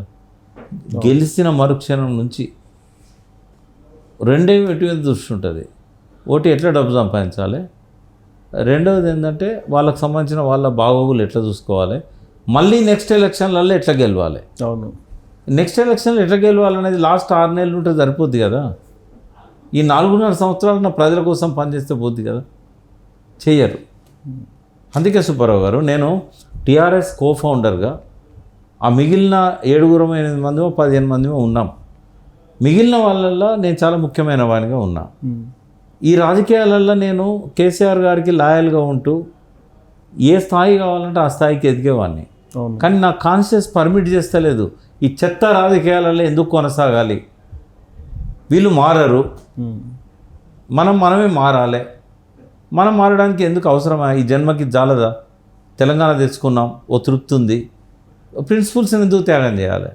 అందుకే మీరు ఇలా నేను అట్లాగే ఉంటాను. ఎందుకంటే నేను అర్థం కానీ ఎవరికి, నా బంధువర్గంలో కానీ స్నేహితులలో కానీ నీ కేసీఆర్ అన్యాయం చేసిండు అంటారు. నేను కేసీఆర్ అన్యాయం చేయలే, కేసీఆర్ ఆఫర్ చేసినా కూడా నేను తీసుకోలే. అంటే కాన్షియస్ ఉన్నవాడు ఎమోషన్స్ కంట్రోల్ చేసుకోలేకపోతే ఈ సమస్యలు వస్తాయి ఆరోగ్యాలకు. ఇప్పుడు రీసెంట్గా ఒక సర్వే వచ్చింది ప్రకాష్ గారు, భారతదేశం మొత్తం మీద హైదరాబాద్లో బతకడం అనేది చాలా కష్టం, కాస్ట్ ఆఫ్ లివింగ్ చాలా ఎక్కువ అయిపోయింది అని అంటున్నారు. ఇది దేనికి సంకేతం? కాస్ట్ ఆఫ్ లివింగ్కి తగ్గట్టుగా జీవన ప్రమాణాలు ఒక 10% మంది మాత్రమే పెరిగాయి. 90% మందికి జీవన ప్రమాణాలు పెరగలేదు. ఎందుకు అనంటే కొంత ఎక్కువ ఓట్ బ్యాంకు రూరల్లో ఉంటుంది కాబట్టి ఎక్స్పెండిచర్ ఎక్కువ రూరల్లో కనబడుతుంది మనకు, అది విజిబుల్ కనబడుతుంది అక్కడ. ఇక్కడ నువ్వు జనాభా పెరుగుతున్న రేషియో చూస్తే మైగ్రేషన్ పర్టికులర్గా నీకు నాకు తెలిసి 1,50,00,000 మంది ఈ ఔటర్ రింగ్ రోడ్ పరిధిలో ఉన్న మున్సిపాలిటీలల్లో, మున్సిపల్ కార్పొరేషన్లల్లో, జిహెచ్ఎంసీలల్లో బతుకుతున్నారు. ఇది అధికారిక లెక్క. బట్ ఇంకో 50,00,000 మంది మైగ్రేట్ అయి పనిచేస్తున్నారు. 30-40 లక్షల మంది అయినా కనీసం. ఇన్ఫ్రాస్ట్రక్చర్ ఇదంతా డెవలప్ అవుతున్నది కాబట్టి వీళ్ళ గురించి అసలు ఒక విధానం అంటూ ఉన్నదా? కనీసం వాళ్ళకందరికీ తాగునీరు, వాళ్ళకందరికీ రవాణా సౌకర్యాలు, వాళ్ళందరికీ పోగలిగిన రోడ్లు ఏదీ లేదు కదా. ఒక విధానం అని ఎక్కడ ఇచ్చింది చెప్పండి? కొంత కేటీఆర్ గారు ప్రయత్నం చేశారు. స్ట్రాటజిక్ నాలా డెవలప్మెంట్ ప్రోగ్రామ్ పెట్టాడు, స్ట్రాటజిక్ రోడ్ డెవలప్మెంట్ ప్రోగ్రామ్ పెట్టాడు, 65 అండర్ పాస్లు, ఫ్లైఓవర్లు కట్టాడు. బట్ ఇప్పుడు మొన్న బడ్జెట్లో చూసినట్టయితే అసలు ఏ సెక్టార్కు సంబంధించి కొత్తగా ఏ విధానాన్ని వాళ్ళు ప్రకటించలేదు. ఇదే కేసీఆర్ గారు 2014లో అధికారంలోకి రాగానే ఒక్క రాత్రి క్యాబినెట్ మీటింగ్లో 42 పథకాలకు ఆయన అంకురార్పణ చేసాడు, ఇంప్లిమెంట్ చేశాడు. అంటే కొత్తగా గవర్నమెంట్ వచ్చినాక ఫస్ట్ బడ్జెట్ నుంచి మనలాంటి వాళ్ళం ఏం ఎక్స్పెక్ట్ చేస్తామంటే ఈ ప్రభుత్వ పనితీరు రాబోయే 4.5 ఏళ్లలో ఎట్లుంటుంది, వీళ్ళ బడ్జెట్ స్వరూపం ఎట్లుంది, ఏ సెక్టార్కు ఎట్లాంటి మార్పులు తీసుకొస్తున్నారు, వాళ్ళ విధానాన్ని ఏ రకంగా ప్రకటిస్తున్నారు, ఏది లేదు. చాలా రొటీన్గా బడ్జెట్ను ప్రవేశపెట్టారు. కాంగ్రెస్ ముద్రలు అంటూ ఏముండవు. ఆ కేసీఆర్ చేసిన దాన్ని కొనసాగింపుకునే పోతుంది తప్ప ఇది కొన్ని ఆపారు, దళిత బంధు లాంటి ఇట్లాంటివి ఆపారు. కానీ దాన్ని ఆపటం ఎందుకు ఆపారని అడుగుతున్నారు ఇప్పుడు. ఎందుకంటే సెలెక్ట్ చేసినాక వాళ్ళకి ఆశలు కల్పించినారు కదా, ఆ ప్రభుత్వమే చేసింది, లబ్ధిదారులను ఎంపిక చేసింది ఆ ప్రభుత్వం. అవును, ఇవ్వాలి కదా. కొన్ని అమాయకంగా మాట్లాడతారా అర్థం కాదా తెలియదు. నిన్న ఉత్తమ్ కుమార్ రెడ్డిది నేను నవ్వుకున్నా. ఆయన ఏమంటాడంటే 36,000 కోట్లు పాలమూరు రంగారెడ్డి ఖర్చు పెట్టి 1 ఎకరానికి కూడా నీళ్ళు ఇవ్వలేదు. కాళేశ్వరం మీద 94,000 కోట్లు ఖర్చు పెట్టి 97,000 ఎకరాలకు నీళ్ళు ఇచ్చారు. ఇది ఒక మంత్రి స్థాయిలో మాట్లాడవచ్చు. నేను ఏమంటున్నా అంటే పెళ్లి చేసుకుంటాం, గర్భవతి అవుతుంది, 6వ నెలలో శ్రీమంతం చేసేటప్పుడే పెళ్లి చేసి 3 ఏళ్ళు అయింది, ఒక్క పిల్లగాడిని కనలేదంటే ఎట్లుంటుంది? పిల్లగాడు తయారవుతున్నాడు కదా, ప్రాసెస్ అవుతుంది కదా, ఇంకా 3 నెలలు ఓపిక పడితే డెలివరీ అవుతుంది కదా. అసలు కాళేశ్వరం ఆయకట్టు మీద కూడా రకరకాలుగా చెప్తున్నారు కదా, చాలా చెప్తున్నారు వాళ్ళు. అసలు ఏమవుతుందంటే ఇప్పుడు ఉత్తమ్ కుమార్ రెడ్డి ఇల్లు కట్టలేదు, ఎప్పుడు కిరాయి ఇళ్ళనే ఉన్నాడు. ఇల్లు కట్టేటప్పుడు మేస్త్రి దగ్గర పోయి ఇప్పుడు నువ్వు ఇది 6 కోట్లు అవుతుంది అన్నావు, నేను 5 కోట్లు ఖర్చు పెట్టిన ఆల్రెడీ, నన్ను గృహప్రవేశం ఎందుకు చేయనిస్తలేవు అంటే ఏమంటాడు వాడు? కంప్లీట్ కానీ అంటాడు. ఆయకట్టు కూడా ఫైనల్గా పిల్ల కాలువలు తయారవుతాయి. ఇప్పుడు మీరు ఒక ఇంట్లో ఉంటే ఫస్ట్ పిల్లర్లు, స్లాబ్లు ఇవన్నీ అవుతాయి. అయిన తర్వాత ఇంటీరియర్స్కే ఎక్కువ ఖర్చు అవుతుంది. ఇంటీరియర్స్ అయినాకనే కదా మనం ఇంట్లోకి వచ్చేది. కాబట్టి ఇది అమాయకంగా అంటుండా ఎన్ని వేల కోట్లు ఖర్చు పెట్టినా కూడా నీళ్లు రిలీజ్ చేసే డేట్ వచ్చేదాకా నీళ్ళు ఇవ్వడానికి మొత్తం వస్తేనే దాన్ని పోనీ నాగార్జున సార్ల 55లో మొదలుపెట్టారు, 67లో నీళ్ళు ఇచ్చారు. మరి 13 సంవత్సరాలు కాంగ్రెస్ గవర్నమెంట్ 1 ఎకరానికి కూడా నీళ్ళు ఇవ్వలే కదా, 90% ఖర్చు పెట్టి. శ్రీరామ్ సాగర్ 64లో మొదలుపెట్టారు, 80-85 వరకు 1 ఎకరానికి కూడా నీళ్ళు ఇవ్వలే కదా. ఎందుకు మాట్లాడతారు ఇట్లా మంత్రిగా ఉండి? ఇంకోటి ఏంటంటే సార్ ఇప్పుడు ఇప్పుడు ఇవన్నీ బడ్జెట్కి సంబంధించి చాలా రావాలంటున్నారు. ఇప్పుడు జాతీయ ప్రాజెక్టులు కావాలంటున్నారు. ఇవన్నీ కూడా మీరు ఆ నీతి ఆయోగ్ పోయి చెప్తేనే కదా, అదర్వైజ్ వాళ్ళు క్రైటీరియా తీసుకోరు అనుకుంటా కదా. యాక్చువల్ జాతీయ ప్రాజెక్టు గురించి ఏంటంటే ప్రాణహిత చేవెళ్ళకు జాతీయ హోదా కావాలని రాజశేఖర రెడ్డి కాలం నుంచి కూడా అందరు ముఖ్యమంత్రులు రిప్రజెంట్ చేశారు, కేసీఆర్ కూడా చేశారు. కానీ వీళ్ళు సడన్గా ఒక డిసిషన్ తీసుకున్నారు. ఏమనంటే ఇక జాతీయ ప్రాజెక్టులు ఇవ్వము, ఏదన్నా ఒక స్టేట్కి ఇవ్వాలనుకుంటే ప్రధానమంత్రి డిస్క్రిప్షన్ మీద ఒక స్పెషల్ సర్కమ్స్టెన్స్లలో ఇస్తాము అంటే దాని అర్థం ఏంటంటే తనను కన్విన్స్ చేసుకునే వాళ్ళకు జాతీయ ప్రాజెక్టులు ఇస్తాడు. ఒక విధానంగా అదివరకు కాంగ్రెస్ గవర్నమెంట్ ఏదైతే ఇంప్లిమెంట్ చేసిందో ఫస్ట్ 3-4 ఇయర్స్లోనే ఆయన ఏం చేశాడు, ఆయన బీజేపీ పాలిత రాష్ట్రాల్లో కొన్ని ప్రాజెక్టులు ఇచ్చాడు. ప్రతి స్టేట్కు ఒకటి ఇవ్వాలనేది రూల్ ఉంది. బట్ ఆయన ఇవ్వాల్సి వస్తుంది, కాంగ్రెస్ నాన్ బీజేపీ గవర్నమెంట్స్కి ఇవ్వాల్సి వస్తుందని రద్దు చేశాడు. ఇప్పుడేమంటున్నారు, ప్రాపర్ ఫార్మాట్లో మీరు అప్లై చేయట్లేదని వీళ్ళు మాట్లాడుతున్నారు. అంటే ఎంపీలకు అవగాహన పెరగాలి. ప్రాపర్ ఫార్మాట్లో పెట్టినా కూడా ఇవ్వరు, విధానం లేదు. కొట్లాడి తేవాలి. 8 మంది ఎంపీలు గెలిచారు కదా, మీరు కొట్లాడి తేయండి. కనీసం బడ్జెట్లో నిధులు పెట్టలేకపోయారు. మీ ముఖం ఎట్లా చూపెడతారు తెలంగాణ ప్రజలకు? మిమ్మల్ని నమ్మి 8 మందిని గెలిపించారు కదా, బడ్జెట్లో నిధులు లేవు కదా, అదివరకు వచ్చే నిధులు కూడా లేవు కదా. ఇప్పుడు నీతి ఆయోగ్ వీళ్ళు గైర్హాజరు అయినందువల్ల నష్టం వల్ల నష్టం. ఎందుకు నష్టం అంటే చాలా వరకు మోడీ గారు నీతి ఆయోగ్ చెప్పిన విషయాలను సీరియస్గా తీసుకుంటున్నారు. అంటే ఆయనకు నచ్చని తీసుకోరు, నచ్చినవి తీసుకుంటారు. ఏదైనా ప్రపోజల్ అయితే వెళ్ళాలి, కొట్లాడాలి, పెట్టియాలి. అడిగినోడు ఉండడు కదా. అసలు దూరంగా ఉంటే నష్టం కదా. ఇప్పుడు ఈ గవర్నమెంటే కాదు కదా, అంతకుముందు కేసీఆర్ కూడా వెళ్ళలేదు అనుకోండి, అది వేరే నీతి ఆయోగ్కి. అవును, వికే సారస్వత్ అని నా మిత్రుడు, అలా వైస్ ప్రెసిడెంట్ హోదాలో 2nd పొజిషన్లో ఉన్నాడు. ఏది నీతి ఆయోగ్లో లాస్ట్ 10 years కూడా. ఇప్పుడు ఉన్నాడో లేదో చూడాలి. ఆయన డిఫెన్స్లో ఉండేవాడు. అబ్దుల్ కలాం తర్వాత ఆ పృథ్వీ మిసైల్ కనుక్కున్నది ఆయనే ఆ టైం. ఆయన ఎన్నోసార్లు చెప్పేవాడు నాతో, ప్రకాష్ మీ వాళ్ళు ఎందుకు రారు, ఎందుకు రిప్రజెంట్ చేయరు, ఎందుకు ఇంట్రెస్ట్ ఉండదు, మేము రికమెండ్ చేస్తాం కదా. అంటే ఈయన ఏమనేవాడు అంటే, వాళ్ళు రికమెండ్ చేశారు మిషన్ భగీరథకు నీళ్ళు డబ్బులు ఇవ్వమని. మోడీ ఒప్పుకున్నాడా? ఒప్పుకోలే కదా. మనకు ఆ నీతి ఆయోగ్ రికమెండ్ చేసినా కూడా మనకు మోడీ ఇస్తలేడు కదా, ఎందుకు టైం వేస్ట్ అని అంటారు. కానీ కొట్లాడి సాధించాలి. ఎప్పుడు కూడా అవతలోడు ఇవ్వకపోయినా కూడా మనం డిమాండ్ చేసే అది హక్కు పోగొట్టుకోకూడదు. కాబట్టి కనీసం బట్టి విక్రమార్క పోయి ఉంటాడు అనుకుంటా కదా, పోలేదు. ఆయన కూడా ఎవరు పోకపోవడం అనేది క్షమించాలని. నీతి ఆయోగ్ ఎవరు నాకు తెలిసినంత వరకు వీళ్ళు కాంగ్రెస్ ఒక స్టాండ్ తీసుకున్నట్టుంది, పోకూడదని నీతి ఆయోగ్కి మొత్తం టోటల్గా. అది తప్పండి. ఎందుకంటే పోవాలి, డిమాండ్ చేయాలి, ఎక్స్పోజ్ చేయాలి. మేము చెప్పినా కూడా నీతి ఆయోగ్ కన్సిడర్ చేయట్లేదు అని. అంటే రాజ్యాంగబద్ధంగా ఏర్పాటైన వాటిని నిర్లక్ష్యం చేయడం అనేది కూడా అది సరైనది కాదు. అది పోవాలి, బైకాట్ చేస్తాడు. నీతి ఆయోగ్ వాళ్ళని నువ్వు చెప్పే వాటిని వినదలుచుకోలేదు అనుకోండి, ప్రొటెక్ట్ చేసినండి. లేదా బయటకు వచ్చిన ఇప్పుడు మమతా బెనర్జీ అదే చేశారు, ఆవిడ అదే చేశారు, ప్రొటెస్ట్ చేసి రావాలి. కానీ ప్రజలకు తెలియాలి కదా. పోకపోతే నీ మౌనం అనేది నేరాన్ని అంగీకరించడమే అవుతుంది. ఫైనల్గా పొలిటికల్గా చంద్రబాబు నాయుడు తెలంగాణలోకి వస్తున్నాడు అనేది ఒక ఈ మధ్యకాలంలో అనిపిస్తుంది. ఆయన వస్తే మళ్ళీ ఆంధ్ర పాలన వస్తుంది అని చెప్పి మళ్ళీ ప్రచారం మొదలైంది. అంటే ఆయనకు హక్కు ఉంది, జాతీయ పార్టీ కాబట్టి. ఆయన జాతీయ అధ్యక్షుడు కూడా. తెలంగాణలో ఆయనకు ఒక 10-15% ఓట్ బ్యాంక్ ఇంకా ఉన్నదని నేను అనుకుంటున్నా. ఆయన ఎలక్షన్లో పోటీ పెట్టినంత మాత్రాన ఆ ఓట్ బ్యాంక్ పోదు. ఆయన ఒక బలమైన వర్గాన్ని తయారు చేశాడు. ఆయన కానీ ఎన్టీ రామారావు గారు కానీ బీసీలలో వాళ్ళ విత్తనాలు వేశారు, బీసీలను ఎదగనిచ్చారు, మంత్రులను చేశారు, ఎమ్మెల్యేలను చేశారు, లోకల్ బాడీస్లలో బీసీకి రిజర్వేషన్స్ పెట్టారు. 1/3 లీడర్షిప్ అనేది వచ్చింది. ఆనాడు యువకులంతా ఇవాళ మెచ్యూర్డ్ పొలిటీషియన్స్ అయ్యారు. కాబట్టి మళ్ళీ బ్యాక్ వెళ్ళిపోతారు. తర్వాత మైగ్రేషన్ బాగా జరిగింది. మైగ్రేషన్ జరిగింది కాబట్టి అక్కడ నుంచి వచ్చిన వాళ్ళంతా కూడా టీడీపీని ఓన్ చేసుకుంటారు. కాబట్టి టీడీపీ అనేది మళ్ళీ బలమైన శక్తిగా ఎదగడానికి పూర్తి అవకాశాలు ఉన్నాయి. మళ్ళీ పవన్ కళ్యాణ్, బీజేపీ, టీడీపీ ఈ 5 ఏళ్ళు సత్సంబంధాలు కనుక చంద్రబాబు నాయుడుకు, మోడీకి మంచిగా ఉంటే ఇదే కూటమి ఒక బలమైన శక్తిగా వస్తుంది తెలంగాణలో. ఈ బలమైన శక్తి ఇటు బీఆర్ఎస్ని అటు కాంగ్రెస్ని ఎదుర్కోవాలి. ఈ ట్రయాంగిల్ ఫైట్ అనేది జరుగుతుంది. ఈ ట్రయాంగిల్ ఫైట్ జరగడం వల్ల లాభం కాంగ్రెస్ పార్టీకి అవుతుంది. ఎందుకవుతుంది అంటే నెగటివ్ ఓట్ చీలిపోతుంది, యాంటీ ఇన్కంబెన్సీ చాలా వస్తుంది కాంగ్రెస్కి. యాంటీ ఇన్కంబెన్సీ ఇటు ఆ వర్గానికి ఈ వర్గానికి చీలిపోతుంది. మొన్న తెలివిగా రేవంత్ రెడ్డి మోడీ ఒక రహస్యమైన ప్రణాళిక పెట్టుకొని తెలంగాణలో యాంటీ ఇన్కంబెన్సీ చీలిపోకుండా చూడగలిగారు.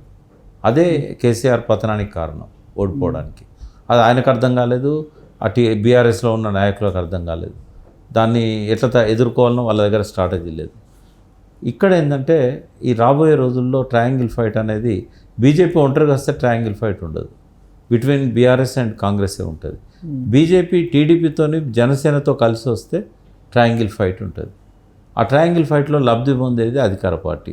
అందుకే రేవంత్ రెడ్డి చాలా ధీమాగా ఉన్నాడు, నేను 10 సంవత్సరాలు ఉంటాను అని. పరోక్షంగా ఆయన ఎంకరేజ్ చేస్తాడు.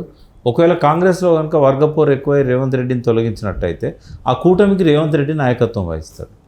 ఎందుకంటే రేవంత్ రెడ్డికి ఏంటంటే బీజేపీ కూటమి, బీజేపీ టీడీపీ జనసేన మళ్ళీ టీడీపీకి పోతాడు. తను పోయి టీడీపీ నుంచి ఆ లీడ్ చేస్తాడు. ఒకవేళ కనుక ఇక్కడ ఆయన దించేసే కాన్స్పిరసీ జరిగినట్టయితే కాంగ్రెస్లో కాన్స్పిరసీ జరుగుతుందని చెప్పి ఆయన అన్నారు కదా, ప్రతిరోజు అభద్రతతోనే ఉంటున్నాడు ఆయన. ఎందుకు అనంటే నాకు అందిన సమాచారం, నాకు తెలిసింది, నేను ఈ ఎన్నికలప్పుడు పరిశీలించిన దాని ప్రకారం 35-36 మంది మాత్రమే రేవంత్ రెడ్డికి సంబంధించిన స్ట్రాంగ్గా నిలబడే ఎమ్మెల్యేలు ఉన్నారు. పర్సనల్గా ఆయన ఎడిపోతాడు ఇప్పుడైతే, ఇంకొంతకాలం తర్వాత చెప్పలేము. అందుకే ఆయన అభద్రతతోని ఇంకొక 25-26 మందిని బీఆర్ఎస్ నుంచి లాగగలిగి వాళ్ళకు నిధులు ఇచ్చి వాళ్ళని మంచిగా చూసుకుంటే వాళ్ళు తనతో ఉంటారు. అప్పుడు ఏమవుతుందంటే దించడానికి ప్రయత్నం చేయరు. కాంగ్రెస్లో ఈయన దించడానికి ప్రయత్నం చేయరు. అదే ప్రయత్నాలు చేస్తున్నట్టున్నారుగా. ఎందుకు చేస్తున్నాడంటే వాస్తవంగా ఇది ఏమంటుంది దీన్ని, ఈ యాంటీ డిఫెక్షన్ ఇంట్రడ్యూస్ చేసింది రాజీవ్ గాంధీ. దాన్ని బలంగా అమలు చేస్తా అన్నది రాహుల్ గాంధీ. ఈయన చేయకూడదు కదా ఈ పని. కానీ దాంట్లో క్లాజ్ ఉందిగా, ఏమని 2/3 రాలే కదా. 2/3 వస్తే వెళ్ళిపోవచ్చు. ఒక్కొక్కరితో మాట్లాడుకొని 2/3 వచ్చినాక పోవచ్చు. ఇంకో 2/3 వచ్చినా కూడా పార్టీ విలీనమైనట్టు కాదు, కేవలం ఆ లెజిస్లేచర్ పార్టీ, అదే లెజిస్లేచర్ అసెంబ్లీలో లెజిస్లేచర్ పార్టీ విలీనమైనట్టు. అదైతే పర్వాలేదు, కానీ అది జరుగుతలేదు కదా. ఇప్పటివరకు పోయింది 10-11 మందే కదా. కాబట్టి రేవంత్ రెడ్డి చేయకూడదు కదా అది. ఎందుకంటే యాంటీ డిఫెక్షన్ లా తెచ్చింది కాంగ్రెస్, ఇంప్లిమెంట్ చేస్తా అన్నది రాహుల్ గాంధీ దేశమంతా తిరిగి చెప్పాడు. ఎలక్షన్ ముందు కూడా చెప్పాడు, మా దానిలోకి ఎవరైనా వస్తే రిజైన్ చేసి రావాలన్నాడు. కేశవరావు గారు కూడా దాన్ని అనుసరించాడు. మరి ఎందుకు ఇంత తెగబడ్డాడు రేవంత్ రెడ్డి అంటే ఒక అభద్రతా భావం, ఒక థ్రెట్ ఇవ్వాలి కాంగ్రెస్కి. కానీ ఆయన ఒక మాట చెప్తున్నారు, నేనైతే టచ్ చేయను, నన్ను టచ్ చేసిన తర్వాత నేను ఆగను.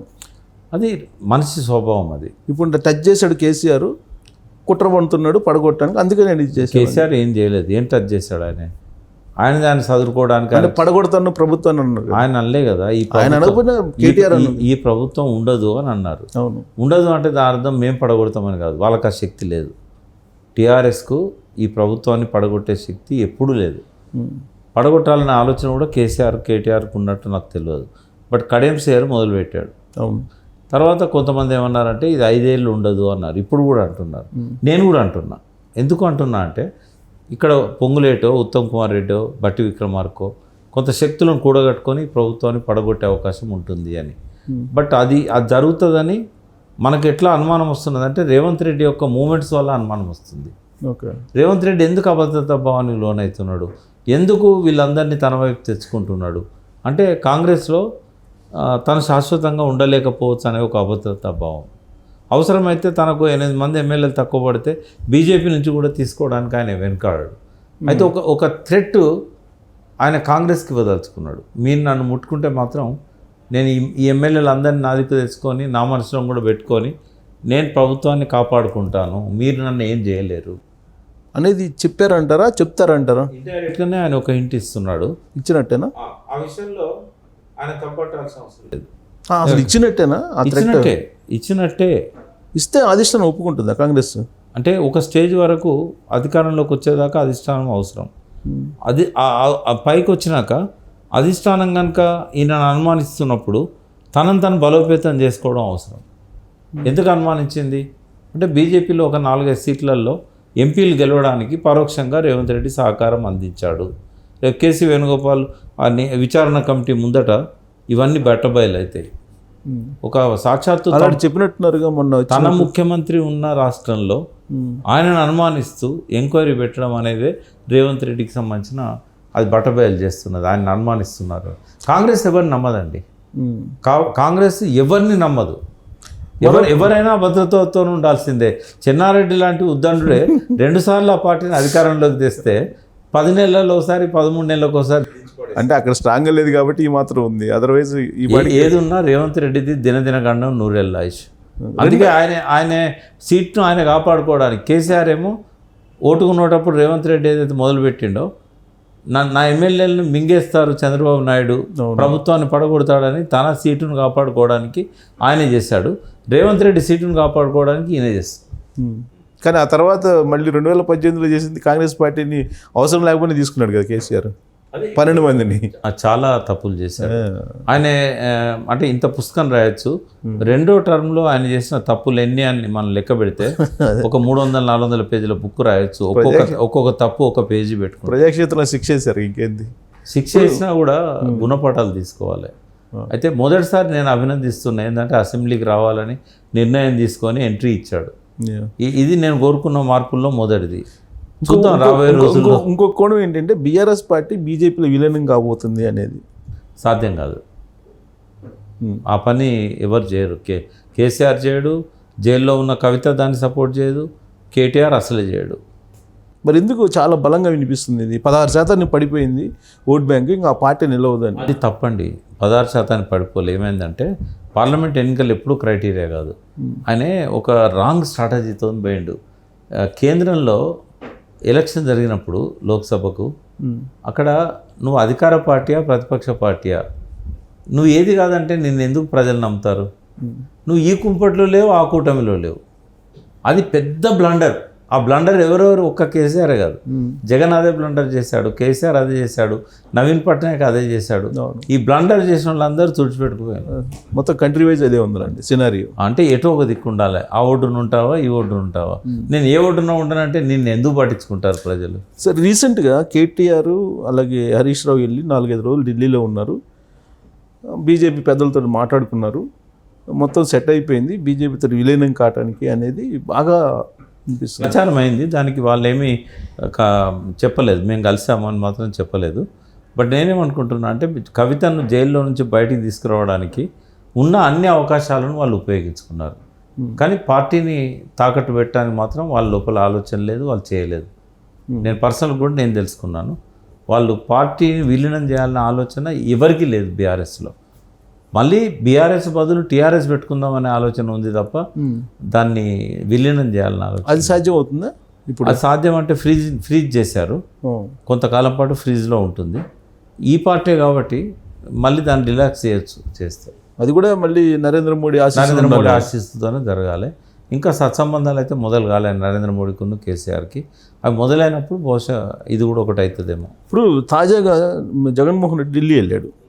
ఆంధ్రప్రదేశ్లో ఏదో అల్లకొలం జరిగిపోతుంది, రాష్ట్రపతి పాలన పెట్టాలని. దానికి ఇండియా కూటమిలో ఉండేటువంటి వాళ్ళందరూ మద్దతు ఇచ్చారు. బట్ గురువుగా ఉన్నటువంటి కేసీఆర్ మాత్రం దూరంగా ఉన్నాడు. ఏంది అంటే కేసీఆర్ అంటి ముట్టకుండానే ఉంటున్నాడు అన్నిటికీ. అది నిష్క్రియాపరత్వం అంటాం కదా, అది కరెక్ట్ కాదు. అది ప్రతి విషయంలో స్పందించాలి, అందరు చూస్తారు. బట్ ఒకటి ఆయన తెలంగాణ దాటి వేరే ఆలోచిస్తాడని నేను అనుకోవట్లేదు. అని అనుకుంటున్నారు కానీ బట్ ఏపీలో వెళ్ళి పెడుతున్నారు కదా. మొన్న ఎలక్షన్ ముందు కూడా సర్వే ప్రకారం జగన్మోహన్ రెడ్డి మళ్ళీ అధికారంలోకి వస్తాడని చెప్పి అడిగాను. కేసీఆర్కు ఈ అనుభవాల తర్వాత ఇప్పుడు ఆయన పార్టీ పతనమై ఎలక్షన్స్లో ఓడిపోయి పార్లమెంట్లో ఒక్క సీట్ రాని పరిస్థితి, ఇంకా ఆయన తెలంగాణ బౌండరీ దాటి ఆలోచిస్తాడని నేను అనుకోను. మళ్ళీ తను ఎట్లా శక్తివంతుడు కావాలనేది.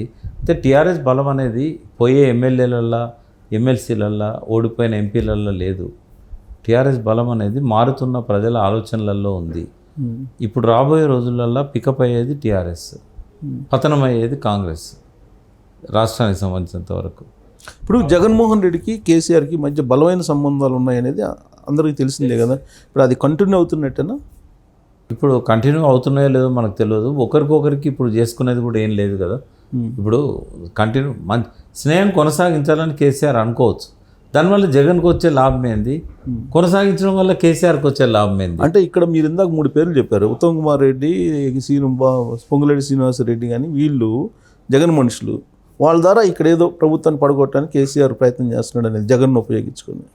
జగన్ కూడా అటువంటి ఆలోచన ఉంటుందని నేను అనుకోను. ఇక్కడ రాజకీయాలలో ఏలు పెడతాడని నేనైతే అనుకోవట్లేదు. ఎందుకంటే ఆయన పూర్తి నిరాశ నిస్పృహల్లో ఉన్నాడు. ఒక మాట అన్నాడు, నేను అసలు హిమాలయాస్కి వెళ్ళిపోదాం అనుకున్నా ఇదంతా చూసి, కానీ ఓట్ పర్సెంటేజ్ చూస్తే 39% ఉంది. అంతమంది ప్రజలను ఎట్లా వదిలిపెట్టాలని మళ్ళీ ఆయన అక్కడ చైతన్యం తేవడానికి, ఎదగడానికి, పాదయాత్రలకు వాటికి పనికొస్తాడు. ఇద్దరు కూడా ఇంకో రాష్ట్ర రాజకీయాలలో ఏలు పెడతారని నేనైతే అనుకోవట్లేదు. రైట్ అండి, థ్యాంక్ యూ. సూపర్.